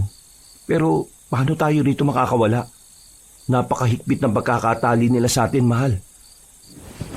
Kunin mo ng bibig mo itong clip sa buko. Mag-iingat ka lang dahil kapag binaliktad yan, kasing talim ng labahang dulo. Aba, ang galing mo talaga, mahal. Kapag nakakawala tayo dito, at kapag nailigtas natin ang kambal pati ang mga taga-baryo sa panganib, pangako, 1 linggo tayo mag-aano. Dahil dito, ay wala nang inaksayang oras pa si Abet. Dali-dali niya kinuha ng bibig ang klip sa buhok ng asawa. Pagkalaon ay sa kanya to tila idinura sa kamay ng babae. Daling-daling kinaskas ni Aling Betsa ang tali hanggang sa unti-unti yung lumuwag at maputol. Nang makawala siya, ay sa kanya naman sinaklolohan ng asawa na tila kumikinang-kinang ang mga mata sa tuwa. Para bang naging ganado ang Ginoong Albularyo dahil sa ipinangako ng asawa. Nang pareho na silang makakawala, ay eksakto naman na nakarinig na sila ng hiyawan mula sa labas. Tila ba nagkakaisa na ang mga taga-baryo na isakripisyo sina Raha at Sulaiman sa mga abwak. Nahuli na tayo, mahal. Mukha nga. Nararamdaman ko na at naririnig ko ang ingay ng lupa at pagaspas ng pakpak ng mga abwak. Nandito na sila, mahal. Tumigil ang hiyawan ng mga tao at isang malakas na mga dagungdong sa ilalim ng lupa ang narinig nila. Pagkatapos ay sinundan ito ng isang nakakapangilabot na alulong.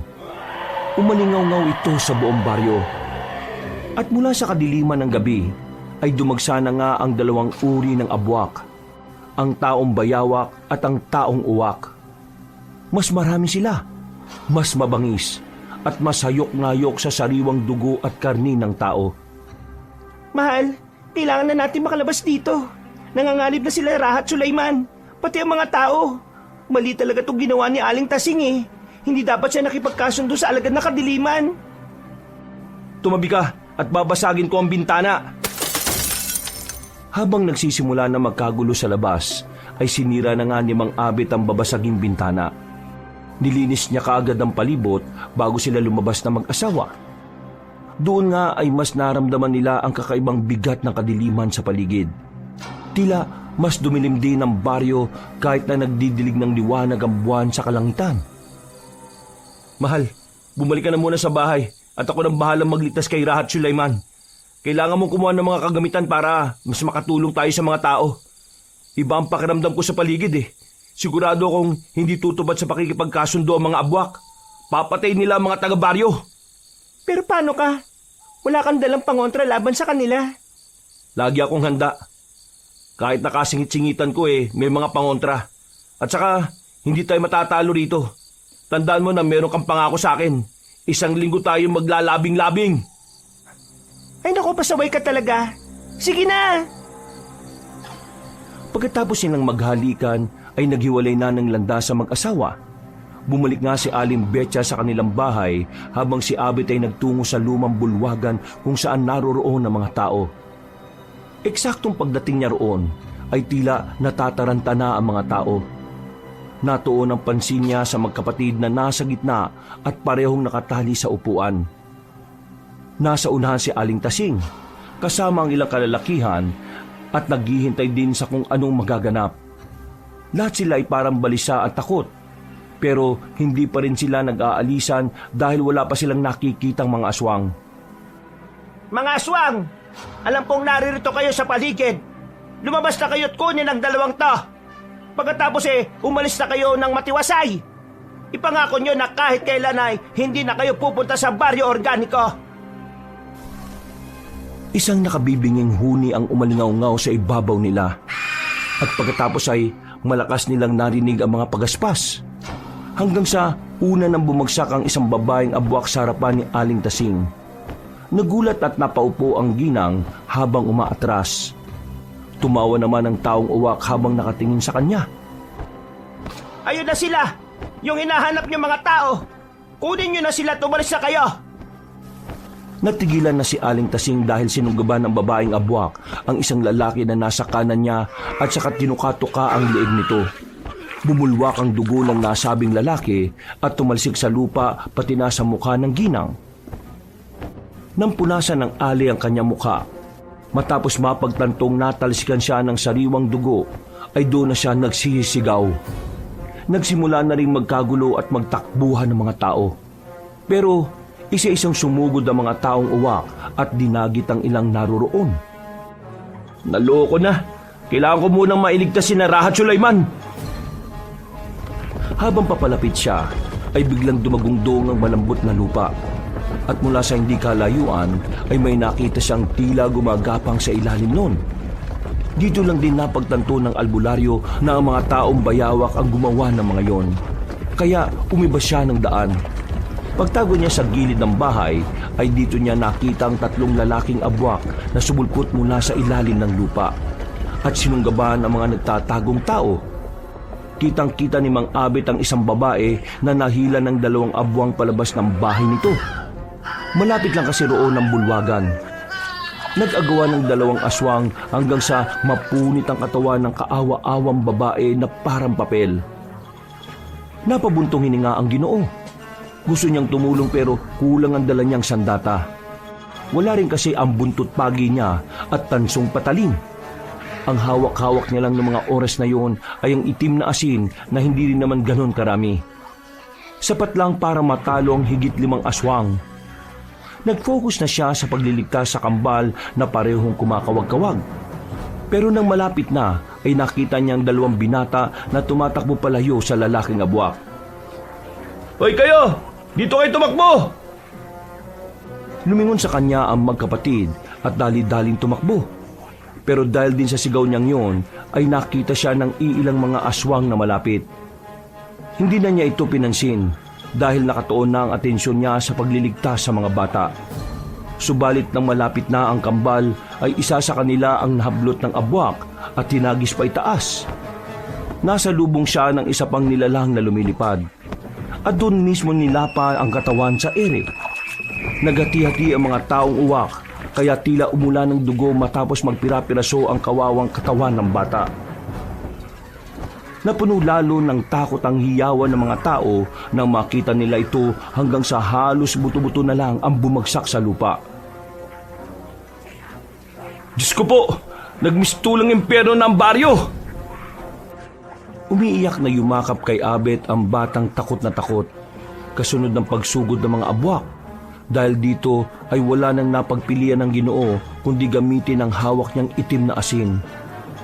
Hinagis niya ito paikot at sabay-sabay na tinamaan ng mga abwak sa mata. Napatras sa mga yon at naghiwa-hiwalay sa galit.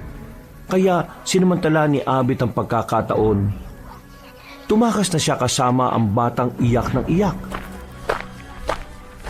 Bata! Makinig ka ha. Kung ayaw mo mamatay, huwag kang gagawa ng kahit na anong ingay. Tumigil ka sa pag-iyak. Pakiusap. Kung hindi, pareho tayo mamamatay. Sumunod agad ng bata. Nagtago sila sa gilid ng mayabong na puno habang nakatungtong sa improbisibong mahabang upuan. Sa ganung paraan, ay hindi sila mararamdaman ng abwak na nasa ilalim ng lupa. Sumipat-sipat ang Ginoo sa nagkakagulong paligid. Pagtingin niya sa bulwagan ay naroon pa rin ang magkapatid na Raha at Sulaiman na kumakawag-kawag pa rin. Nawala na sa paningin niya si Aling Tasing, kaya hindi na niya alam kung saan na ito nagpunta. Dito ka lang sa upuan ha. Kahit ano mangyari, huwag kang aalis dito. Gumilid ka lang dahil hindi ka makikita ng mga aswang. Magdasal ka at pumikit. At tigit sa lahat ay huwag na huwag kang gagawa ng kahit na anong ingay. Sige na, kunin mo na rin tong isang supot to. Kapag may lumapit sa iyo rito, isabay mo kaagad at sumigaw ka para marinig ko. Tutulungan ko lang yung mga yun na nasa bulwagan. Kapag napakawalan ko na sila, matutulungan nila tayo. Ano, naintindihan mo ba? Pagtango ng batang takot na takot, ay inabot naman ni Abet ang piraso ng 2x2 na nakadantay din sa gilid ng puno. Pagkatapos ay tumalon siya at patakbong lumapit kay Raha at Sulaiman. Raha, Sulaiman, nandito na ako. Ililigtas ko kayo. Nang makita siya ng kambal, ay mas lalong nagkakawag ang mga yun.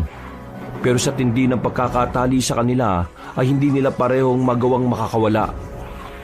Hindi rin naman nakapagpalit ng anyo bilang abwak si Raha, dahil nangihina siya gawa ng pagkakasaksak sa tagiliran. Si Sulaiman naman kasi ay hindi pa rin sanay kung paano magpalit ng anyo. Bibihira kasi nilang gawin ang tungkol doon dahil pinipigilan sila ng ina. Habang papalapit si Mang Abet, ay dumarami rin ang mga lumulusob. Ginamit niya ang natitirang itim na asin bilang panlaban. Kasama ang pisikal na lakas na siya naman pinapamalo sa mga lumilipad na abwak, pati na rin ang gumagapang sa ilalim ng lupa. Sige, lusob! Sugod lang ng sugod, mga hayop kayong abwa kayo! Malakas ang pinalo ang ulo ng isang taong uwak. Sa tindi ng pagkakapalo ay pumutok ang bungo nito. Sabay talsik ng malapot na dugo at utak. Napangiti siya, pero bago pa makatuloy sa kambal ay 2 taong bayawak naman ang sumugod. Napatras si Mang Abet habang winawasiwas ang 2x2. Hindi rin nagpaawat ang 2 aswang dahil pinanlaban ng mga ito ang makaliskis nilang buntot. Nagbuwalang albularyo at nabitiwan niya ang pamalo, kaya sinamantala to ng 2 aswang. Gumamit na lang siya ng swerte at dumampot ng kung ano. Sa kanan ay lupa at sa kaliwa naman ay matigas na bato. Tumama sa mukha ng 2 aswang ang lupa kaya napatras sa mga ito. Dahil dito ay nakakuha ng magandang pagkakataon ng Ginoo. Lumusob siya sa ilalim ng isa sa mga abwak at pagkatapos ay kinuha niya ulit ang 2x2. Dito ay bigla siyang nakaisip ng kalokohan. Gamit ang pamalo ay hinampas niya ng malakas ang pagitan ng binti ng aswang. Tinamaan ang pinakaiingatang parte ng katawan nito na naghihiyaw sa sakit. Tumayo siya na tuwang-tuwa, saka pinalo ang isa pang aswang sa ulo. Pagkatapos ay tinakbuhan niya na ang mga ito. Nang makalapit na siya sa kambal ay una niyang kinalagan si Sulaiman. Nang makakawala na ito ay saka siya tumindig at naging alerto sa paligid. Bilisan mo kalaga ng kapatid mo. Parating ng iba pang mga aswang. Dali! Opo, Mang Abet. Salamat po ha. Saka ka na magpasalamat kapag nakalis na tayo rito. Nakarinig na sila ng huni ng mga taong uwak sa himpapawid. Nang mapatingala si Mang Abet ay nakita nilang pabulusok na ang 2 abwak na babae. Mabuti na lang ay nakakawala na si Raha at dali-daling pinilit na mag-anyong abwak kahit nangihina pa. Pinalaga na matipunong binata ang 2 babaeng abwak. Pareho niyang hinawakan sa mga pakpak ang mga ito at saka ibinalibag sa lupa. Parehong nabali ang ulo ng aswang kaya nawalan ito ng mga buhay. Napalhod naman ang matipunong aswang pagkatapos nito habang sumusuka ng dugo. Ayos ka lang ba, Raha? Oo, ayos lang ako. Huwag mo na munang pilitin ng sarili mo mag-anyong abwak ha. Baka kumapano ka pa. Saka na kayo magkumustahan. Tara na, doon tayo. Babalikan ko yung bata. Sumunod na magkapatid na inaalalayan ng isa't isa. Sakto naman na sumalubong sa kanila ang 2 taong bayawak na pinalo ni Mang Abet sa ulo at sa maselang parte. Galit na galit ang mga iyon na nagmamadaling sumugod. Mabuti na lang ay muling ginamit ni Raha ang kanyang lakas. Magkasabayan niyang sinuntok sa tiyan ng 2 kalaban. Tumagos ang kamao niya sa likod ng mga ito at pagdukot ng mga kamay niya ay pareho yung humandusay sa sahig. Napasok na naman ng dugo ang matipunong aswang pero wala silang nagawa kundi umasa sa lakas nito. Parami na kasi ng parami ang mga abwak sa paligid at umaalingaw-ngaw ang paghiyaw ng takot at saklolo ng mga taong walang kalaban-laban. Pagbalik nila sa gilid ng mayabong na puno ay napatanga si Mang Abet dahil wala na ang batang iniligtas niya kanina. Oh, saan na nagpunta yung batang yun? Sabi ko wag siyang aalis dito eh. Mang Abet, sa taas po ng puno. Nang mapalingon silang 3 doon, ay kitang-kita nila kung paanong lamunin ng buo ng taong bayawak ang walang kalaban-laban na bata. Kalahati na lang ng katawan nito ang natitira. Hawak-hawak pa noon ang supot na may lamang itim na asin. Napakuyom ng kamao ang albularyo kaya galit niyang binato ang nasabing aswang na napatingin sa kanila. Nahulog din ang itim na asin sa kamay ng walang buhay na bata at nasa leyon ng Ginoo. Pagdura ng halimaw sa natitirang katawan ng kaawa-awang biktima ay saka yun lumusob sa kanila. Pero galit itong hinagisan ni Mang Abet ng itim na asin. Napuwing at nagkakakawag sa init ang kalaban kaya hindi na rin nag-asaya ng oras si Raha. Sinuntok niya sa ulo ang aswang. Butas sa mga mata nito na humandusay sa lupa. Lumagpak ang walang buhay nitong katawan sa tabi ng natitira pang parte ng katawan ng batang biktima. Dahil dito ay nakaramdam ng inis si Mang Abet. Napakuyom na naman siya ng kamao at napakagat ng labi hanggang sa magdugo yun. Samantalang si Raha ay unti-unti nang bumabalik sa pagiging tao dahil sa sobrang panghihina. Pero pinipilit niya pa rin ang sarili na makalakad dahil ayaw niyang maging pabigat. Bakit ko pa kasi siya iniwan eh? Mga Abet, tara na po. Saan po tayo pupunta? Uuwi na tayo sa bahay. At lahat na makikita niyong tao na pwedeng tulungan, isama niyo. Ligtas sila sa bahay dahil hindi makakapasok roon ng mga abwak. Sige po. Nagmadali na nga silang makauwi ng bahay at malayo pa lang sila ay naririnig na nila ang boses ni Aling Betcha. Halatang nakikipagsagupa rin ng ginang at tinutulungan ng ibang tao na nakikipaglaban sa kani-kanilang mga buhay. Aling Aloha! Aling Abuela! Aling Buenas! Madali ho kayo! Pumasok kayo rito sa ginawa kong bilog na buhangin! Mas ligtas dito! Mahal, nandito na rin kami. Madali kayo! Tara na! Dali-dali nga rin silang tumakbo sa inukit na bilog na buhangin ng babaylan. At pagkatapos ay inabot ng ginang ang bag ng kanyang asawa, saka nila hinarap ang mga kalaban na paparating. Si Aling Betcha ay nagwisik ng kakaibang langis na may halong halamang gamot. Nang tamaan nito ang pakpak ng mga babaeng abwak, ay kaagad na nagliyab ang mga ito na parang sinusunog. Humiyaw ang mga halimaw bago bumagsak sa lupa at pagkatapos ay sabay-sabay silang nangisay-ngisay hanggang sa mamatay. Si Mang Abet naman ay pinunterya ang lalaking abwak na nagtatangkang lumusob mula sa ilalim ng lupa.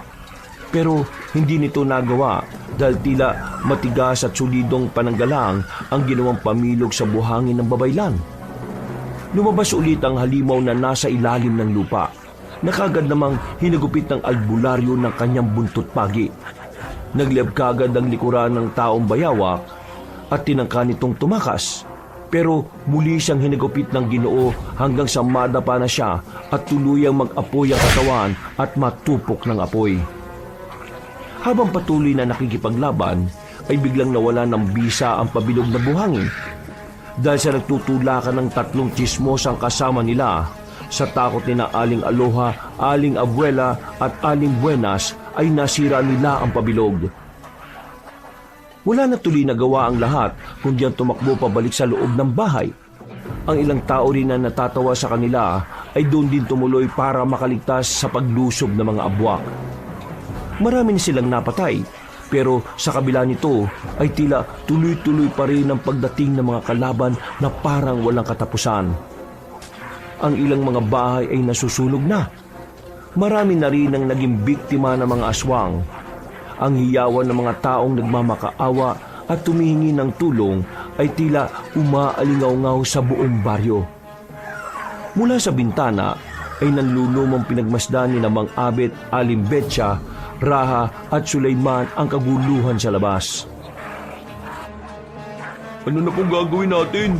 Siguradong hindi sila titigil hanggat hindi nila kami nakukuha ni Raha. Total, tayo naman na kailangan nila. Kaya harapin na natin sila, Sulaiman. Gawin na natin ang gusto nila. Pasensya na Raha pero hindi ko kaya eh. Ayaw ko maging katulad nila. Pero ito lang ang tanging paraan para matapos to. Tama ang sinabi mo. Dapat naman talaga na sa una pa lang ay naisip nyo na yan. Hindi kayo nagpunta rito sa baryo namin. Hindi magkakaroon ng gulo. Anong ginagawa mo rito? Abet naman, hindi ako ang kalaban dito. Ang 2 kambal na yan na kinupkop nyo ni Betcha. Sumama na sila roon sa mga aswang na yon para manahimik na tayo. Kasalanan naman nila to eh. Kayo ring mag-asawa. Kung hindi nyo sila kinupkop, hindi magkakagulo ng ganito. Naririnig mo ba ang sinasabi mo, Aling Tasing? Nakalimutan nyo yata na nandito ka ngayon sa pamamahay namin. Huwag kayo mag-alala. Pagkaalis ng mga aswang na yan, hindi nyo na ako makikita rito. Kayo mga nakatunganga lang dyan. Ano pang hinihintay nyo? Ilabas nyo na yung kambal na yan para makuha na sila ng mga aswang at umalis na ang mga yan. Tumigil ka, Aling Tasing. Matagal ko nang gustong gawin sa iyo to para matauhan ka eh. Lumagutok ang malakas na sampal ni Betcha sa pisngi ni Aling Tasing. Dahil dito ay nagulat ang lahat sa nangyari, lalo na ang mga kumari ng ginang na may masamang ugali. At lahat ay napatanga, pero kitang-kita ang mukha ng karamihan na tila nakontento sa ginawang yun ng babaylan. Para bang naiganti sila sa pambabastos at panlalait noon ng nasabing babae. Sana magising ka na sa katotohanan dahil sa ginawa mo. Pagbabayaran mo to ng malaki sa akin, Bestia. Pagkatapos ng pangyayaring ito, sinisiguro kong magbabayad kayo ng asawa mo at mapapalis kayo sa baryong ito. Wala na akong pakialam sa galit mo. At bago ka magalit sa amin ng asawa ko o kahit kanino rito, siguraduhin mo munang mabubuhay ka bago sumikat ang araw. Makinig kayong lahat. Kahit isuko natin si Raha at Sulaiman, hindi natitigil ang mga aswang sa pagsalakay. At lilinawin ko lang, hindi mangyayari ang mga ito kung hindi nakipagkasundo ang tinitingalan ninyong si Aling Tasing sa mga alagad na kadiliman na sumasalakay sa atin ngayon. Hindi totoo sinasabi mo. Huwag ka na magkaila. Pinaalalahanan ka namin na huwag ka makikipaglaro ng apoy sa mga alagad na kadiliman eh. Pero dahil sa kasakiman mo, tinuloy mo pa rin. At ngayon nadadamay ang mga inosenteng tao dito sa baryo. Huwag akong sisihin niya dahil kayo mag-asawa ang may kasalanan. Kung hindi nyo dinala ang kambal na yan dito, wala na sanang gulo. Kung hindi ka lang mapagmataas at mahilig magmarunong sa mga bagay na hindi mo naintindihan, hindi na to mangyayari. Alam mo, kahit magsisihan pa tayo dito na magsisihan, huli na ang lahat dahil sinalakay na ng mga aswang ang baryo. Marami nang namatay at mamamatay. Sa gitna ng pagtatalo, bigla silang nakarinig ng malakas na dagundong ng lupa mula sa labas ng bakuran. Karamihan sa kanila ay napatingin sa malaking bintana at mula sa hindi kalayuan ay kitang-kita nila kung paanong mayugyog ang mga puno. Para bang may kung anong nilalang mula roon ang papalapit ng papalapit sa kanila. Ang ilan din sa mga aswang na taong uwak ay papasugod na rin pati ang mga taong bayawak. Maya-maya pa ay tuluyan ng nabuwal ang 2 puno sa harap ng bakuran at walang ano-ano. Mula sa makapal na usok ay lumabas ang isang dambuhalang taong bayawak. Parehong nanlaki ang mga mata nilang lahat dahil sa nakakatakot na anyo ng nasabing halimaw na 8 talampakan ng taas. Mas gulat na gulat ang kakambal dahil kilala nila ang nasabing nilalang. Ang kanyang katawan ay natatakpan ng makapal na kaliskis. Ang mga mata naman ay naglalagablab na pinaghalong pula at dilaw. Habang ang mga kuko ay mahaba at kumikislap kapag tinatamaan ng liwanag galing sa buwan. Sa bawat pagakbang ay tila nayayanig ang kalupaan. Raha, Sulaiman, mga anak ko, bumalik na kayo sa akin. Uminom kayo ng sariwang dugo at kumain ng sariwang karne ng tao dahil hindi kayo makakatakas sa inyong kapalaran. Nanginginig ang kalamnan ng kambal dahil sa binikas ng dambuhalang taong bayawak. Ang lahat naman ay natakot din maliban sa mag-asawang manggagamot na matikas na nakatingin sa halimaw. Gusto niyo ba bang ubusin ko ang lahat ng tao dito sa baryo?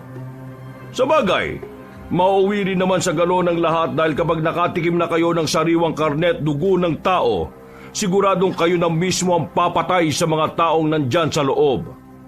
Kaya mga anak, bumalik na kayo at tanggapin ang inyong kapalaran.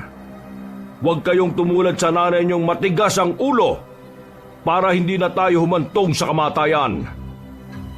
Pinatay mo ang nanay namin, kaya hindi kami tutulad sa iyo o sa inyo. Alimbetya, mga abit, ayoko pong sumama sa kanila. Ayoko maging aswang. Ayoko maging katulad nila. Umiiyak na yumakap si Sulaiman kay Aling Betcha at nang makita ito ni Lakan ay lalo siyang nanggalaiti. Kung ganon, uunahin kong patayin ang mga taong yan bago ko kayo hilahin pabalik sa kuta. Umalulong ng malakas si Lakan na sinundan din ng kanyang mga alagad. Natakot naman ang lahat ng taong nasa loob ng bahay para sa kani-kanilang mga buhay. Pagkatapos ng nakakakilabot na alulong, ay mabilis na sumugod si Lakan. Pero pagpasok niya sa bakuran, ay biglang nagliyab ang mga kamay niya at nasunog. Ngumisi siya at tumingin sa mag-asawang manggagamot na nakangisi rin sa kanila. Ha! Aba, mukhang galing sa lumang kalaman ng salamangkang ginamit nyo. Bibihira ang may kakayahang katulad sa inyo. May matinding pangontra laban sa katulad kong matataas na uri ng aswang. May alam ka rin pala sa mga salamangkang damuho ka. Karispe-respeto ka rin pala kahit papaano no? Lakan ang pangalan ko. Salamat at tinanggap mo ang kalaman ko sa lumang salamangka. Kaya alam kong batid mo rin na limitado lang ang ganitong klase ng kapangyarihan. Mga magigiting kong alagad! Isakripisyo niyo ang inyong buhay para masira ang harang sa bakuran ng albularyo. Nang sa ganun mangyari ang gusto natin. Kukunin natin si Ra at Sulaiman at gagawing isang matatag na mga buwak. Sabay-sabay na umungol ang mga taong uwak at taong bayawak at pagkatapos magkakasunod silang lumusog. Hindi nila alintana ang nakamamatay na pananggalang sa bakuran ng mag-asawang manggagamot.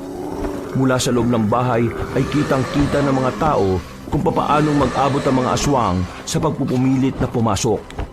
Sa kabilang banda ay tuwang-tuwa naman si Aling Tasing sa pag-aakalang magagapi ang lahat ng mga kaaway. Ang tatangan nila!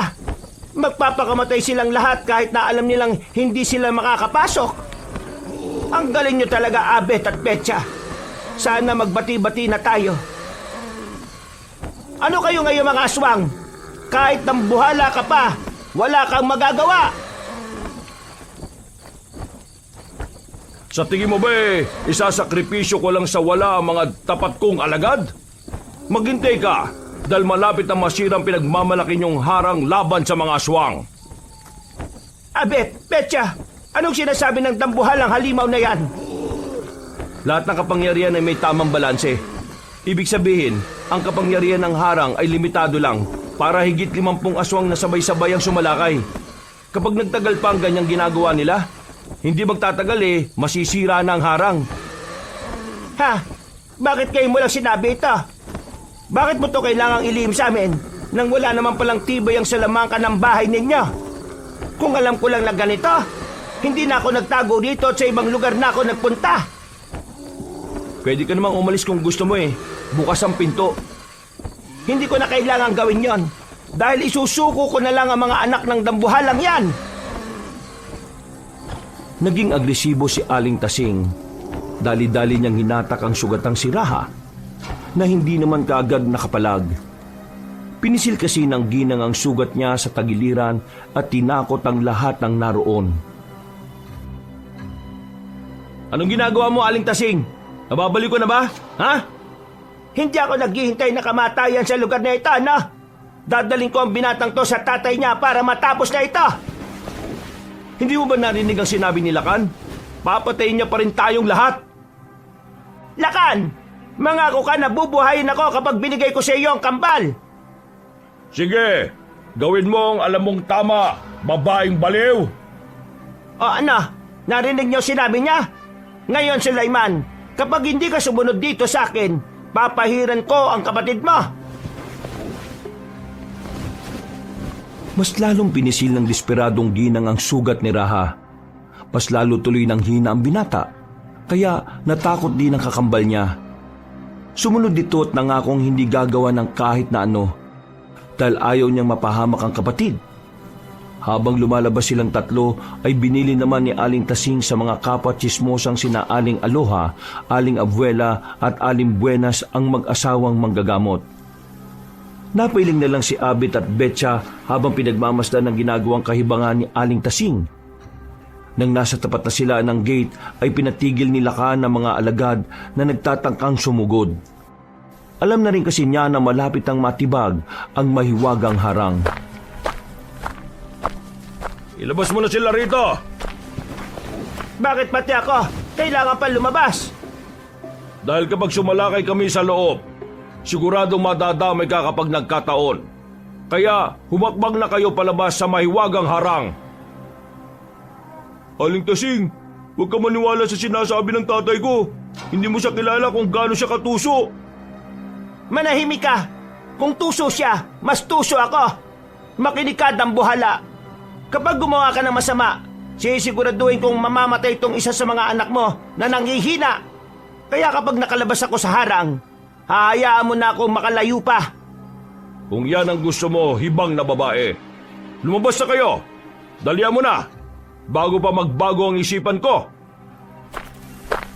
Unti-unti na nga silang lumabas sa harang at ang nasa harapan na sila ni Lakan ay ngumiti ang dambuhalang taong bayawak. Pagkatapos ay saka nito pinitik ang ulo ni Aling Tasing. Sa sobrang bilis ng pangyayari ay hindi naramdaman ng ginang ang kanyang kamatayan. Pumutok ang ulo niya kasunod ng paghandusay na katawan niya sa sahig. Dahil dito ay napalood si Raha na inalalayan lang ng kanyang kakambal. Takot na takot nilang hinarap ang ama na tinitigan sila na parang nanlilibak. Pagkalaon ay sakayon muling bumaling sa mga tao sa bahay na nagulat sa nasaksihang pagpatay kay Aling Tasing. Kasunod nito ay nakarinig sila ng tila nababasag na tunog. Hanggang sa umungol na sa tuwa ang natitirang aswang na hindi na rin lalagpas sa 10. Mga natira sa mga tapat kong alagad, patayin niyo na ang lahat ng tao sa loob ng bahay. Sira na ang maiwagang harang. Hindi kami papayag na basa-basa na lang mapatay. Ipagtatanggol namin ang mga tao sa baryong to, kahit anong mangyari. Mabuti na lang kanina, habang abala si Aling Tasing sa pakikipag-usap, ay pinatago na nila sa basement ang mga tao. Meron din kasi yung bukod na pananggalang. Sumalaki na kaagad si Abet gamit ang natitirang mga sandata na meron siya. Wala na siyang inaksayang oras. Siya ang nakipagtagisa ng lakas sa dambuhalang taong bayawak, habang ang asawa niya ang nakipaglaban sa mga natitirang abwak. Matindi ang naging sagupaan. Ang parehong mga kamay ni Lakan ay tila may matatalim na kukong sumalakay na parang palaso. Nasa lubong ito ng pamalo ni Abet, ngunit sa lakas ng salpukan nila, tumilapo ng albularyo ng ilang di papalayo. Dumagundong ang lupa nang bumagsak siya at naramdaman niya halos mabali ang kanyang mga buto sa kamay. Mabuti na lamang ay suot na niya ang pinakatago-tago nilang kwintas na katulad ng sa kanyang asawa. Nagagamit nila ang kapangyarihan nito pero limitado lang din dahil inagaw nito ang mga lakas nila para sa hinaharap. Ayos ka na ba, Abet? Mahal? Huwag mo kong alalahanin. Hindi ako basta-basta magpapatalo. Mag-focus ka lang dyan at ubusin mo sila. Saka mo ko tulungan dito. Naputol na ang pag-uusap ng mag-asawa dahil muling sumalakay ang dambuhalang abwak. Tumalon ng albularyo at saka winasiwas ang buntot pagi. Ilang beses niyang hinagupit ang kalaban. Tinamaan ito pero tila hindi ininda ang apoy. Hinimas lang ng halimaw ang parte na nag-aapoy hanggang sa mawalan yon. Pero hindi pa natapos sa paglusob si Mang Abet. Ginamit na niya ang huling alas, ang katas ng talumpunay na kinatatakutan ng mga aswang. Nag-iisa na lang yon kaya maingit niyang ginamit at nang makita nga ni Lakan ay napatras to na tila nag-aalangan sa pagsalakay. Munti ko nang makalimutan na galing sa lumang kaalaman ng kakayahan mo, albularyo. Ako naman ang magsasalita nito. Karespe-respeto ka. Tama na, Satsat. Magkaalaman na tayo rito. Walang pag-aalin ang sinaboy ng Ginoong Albularyo ang kalahati na katas ng talampunay. Pero mautak ang aswang dahil nagukay siya sa lupa para magtago. Subalit hindi naman ito pinahintulutan ni Raha, kahit nanghihina ay pinigilan niya si Lakan. Nagpalitan niyo siya bilang abwak at kinapitan sa paa ang sariling ama. Mang Albert, magsaboy ka na, bilis! Pero paano ka? Lumayo ka dyan. Wala nang oras, bilisan nyo na! Habang hindi pa siya nakakalubog ng gusto, dali!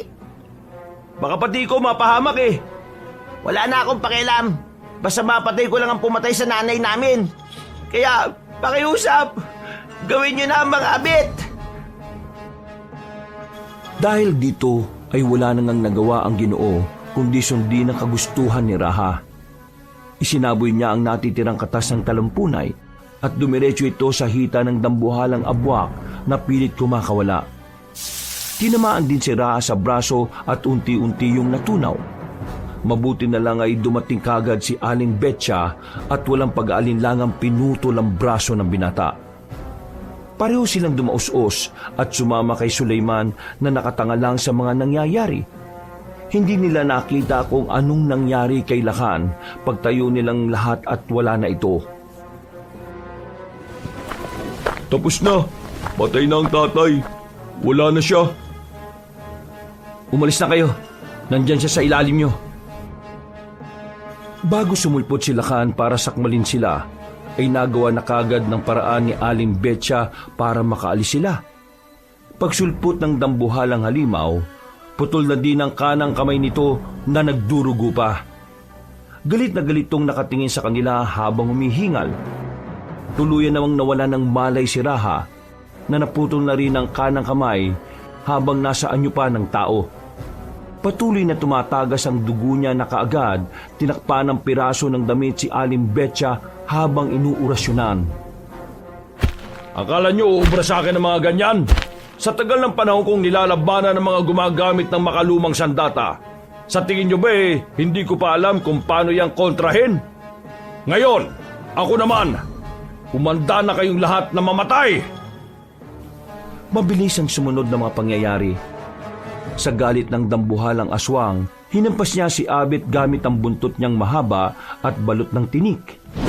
Tumama ito sa dibdib ng albularyo at kagad siyang bumagsak na duguan. Hindi kagad nakatayo ang Ginoo dahil ramdam niya ang mga nabaling buto sa paa. Abet! Diyos ko po! Gumisi si Lakan at saka sumugod kay Betcha. Dinakma niya ang babaylan sa buhok at hinagis, tumama ang ginang sa dingding ng kanilang bahay dahilan para mabuwal yun.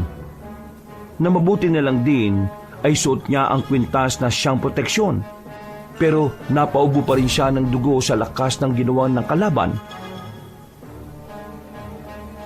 Hindi rin siya kagad nakatayo at pinagmasdan lang ang dambuhalang taong bayawak. Nadahan-dahan siyang lumapit kay Raha at Sulaiman. Mga anak, tanggapin niyo ang inyong kabalaran. Tikman niyo ang laman ng tao pati ang sariwa nilang dugo. At makakaramdam kayo ng lakas na hindi niyo pa nararanasan sa buong buhay ninyo. Kitang-kitang takot sa mukha ni Sulaiman habang nakayakap sa kambal na walang malay. At dahil sa takot na yun, kaya napayak na lang ang malusog na binata na hindi na rin niya alam ang gagawin. At bago tuluyang maabot ni Lakan ng kambal, ay pilit na bumangon si Abet. Hinawakan niya ang kwintas at ginamit ang lahat ng lakas niya para matalo ang kalaban. Sinabayan to ng matinding orasyon ng kanyang asawa hanggang sa tila magliwanag siya. Dinampot niya ang batong kasing laki ng kanyang kamao at dito niya ibinuhos ang lahat ng kapangyarihang naipon mula sa kwintas at sa orasyon ni Aling Betcha. Buong puwersa niyang binato ito at sa sobrang lakas ay hindi rin namalayan ni Lakan na tumagos na sa dibdib niya ang nasabing bagay. Bumulwak na lang ang itim na dugo sa kanyang dibdib habang unti-unting naghihingalo. Hindi ako po pwedeng mamatay. Hindi pwede. Tanggapin niyo na lang ang katapusan niyo. Talo na kayo. Raha, Sulaiman. Pagkapang na lumapit si Mang Abet, bitbit ang buntot pagi at nang nasa tapat na siya ni Lakan, ay sakto niya tong hinagupit dahil wala ng lakas. Nang dumampi sa balat ng dambuhalang abwak ang nasabing sandata, ay unti-unti nang nagliyab. Napahiyaw ng gusto ang aswang at nagkakawag pero sa huli ay tuluyan na tong nawala ng buhay. Lalong napayak ng gusto si Sulaiman habang may na niyakap ang kapatid.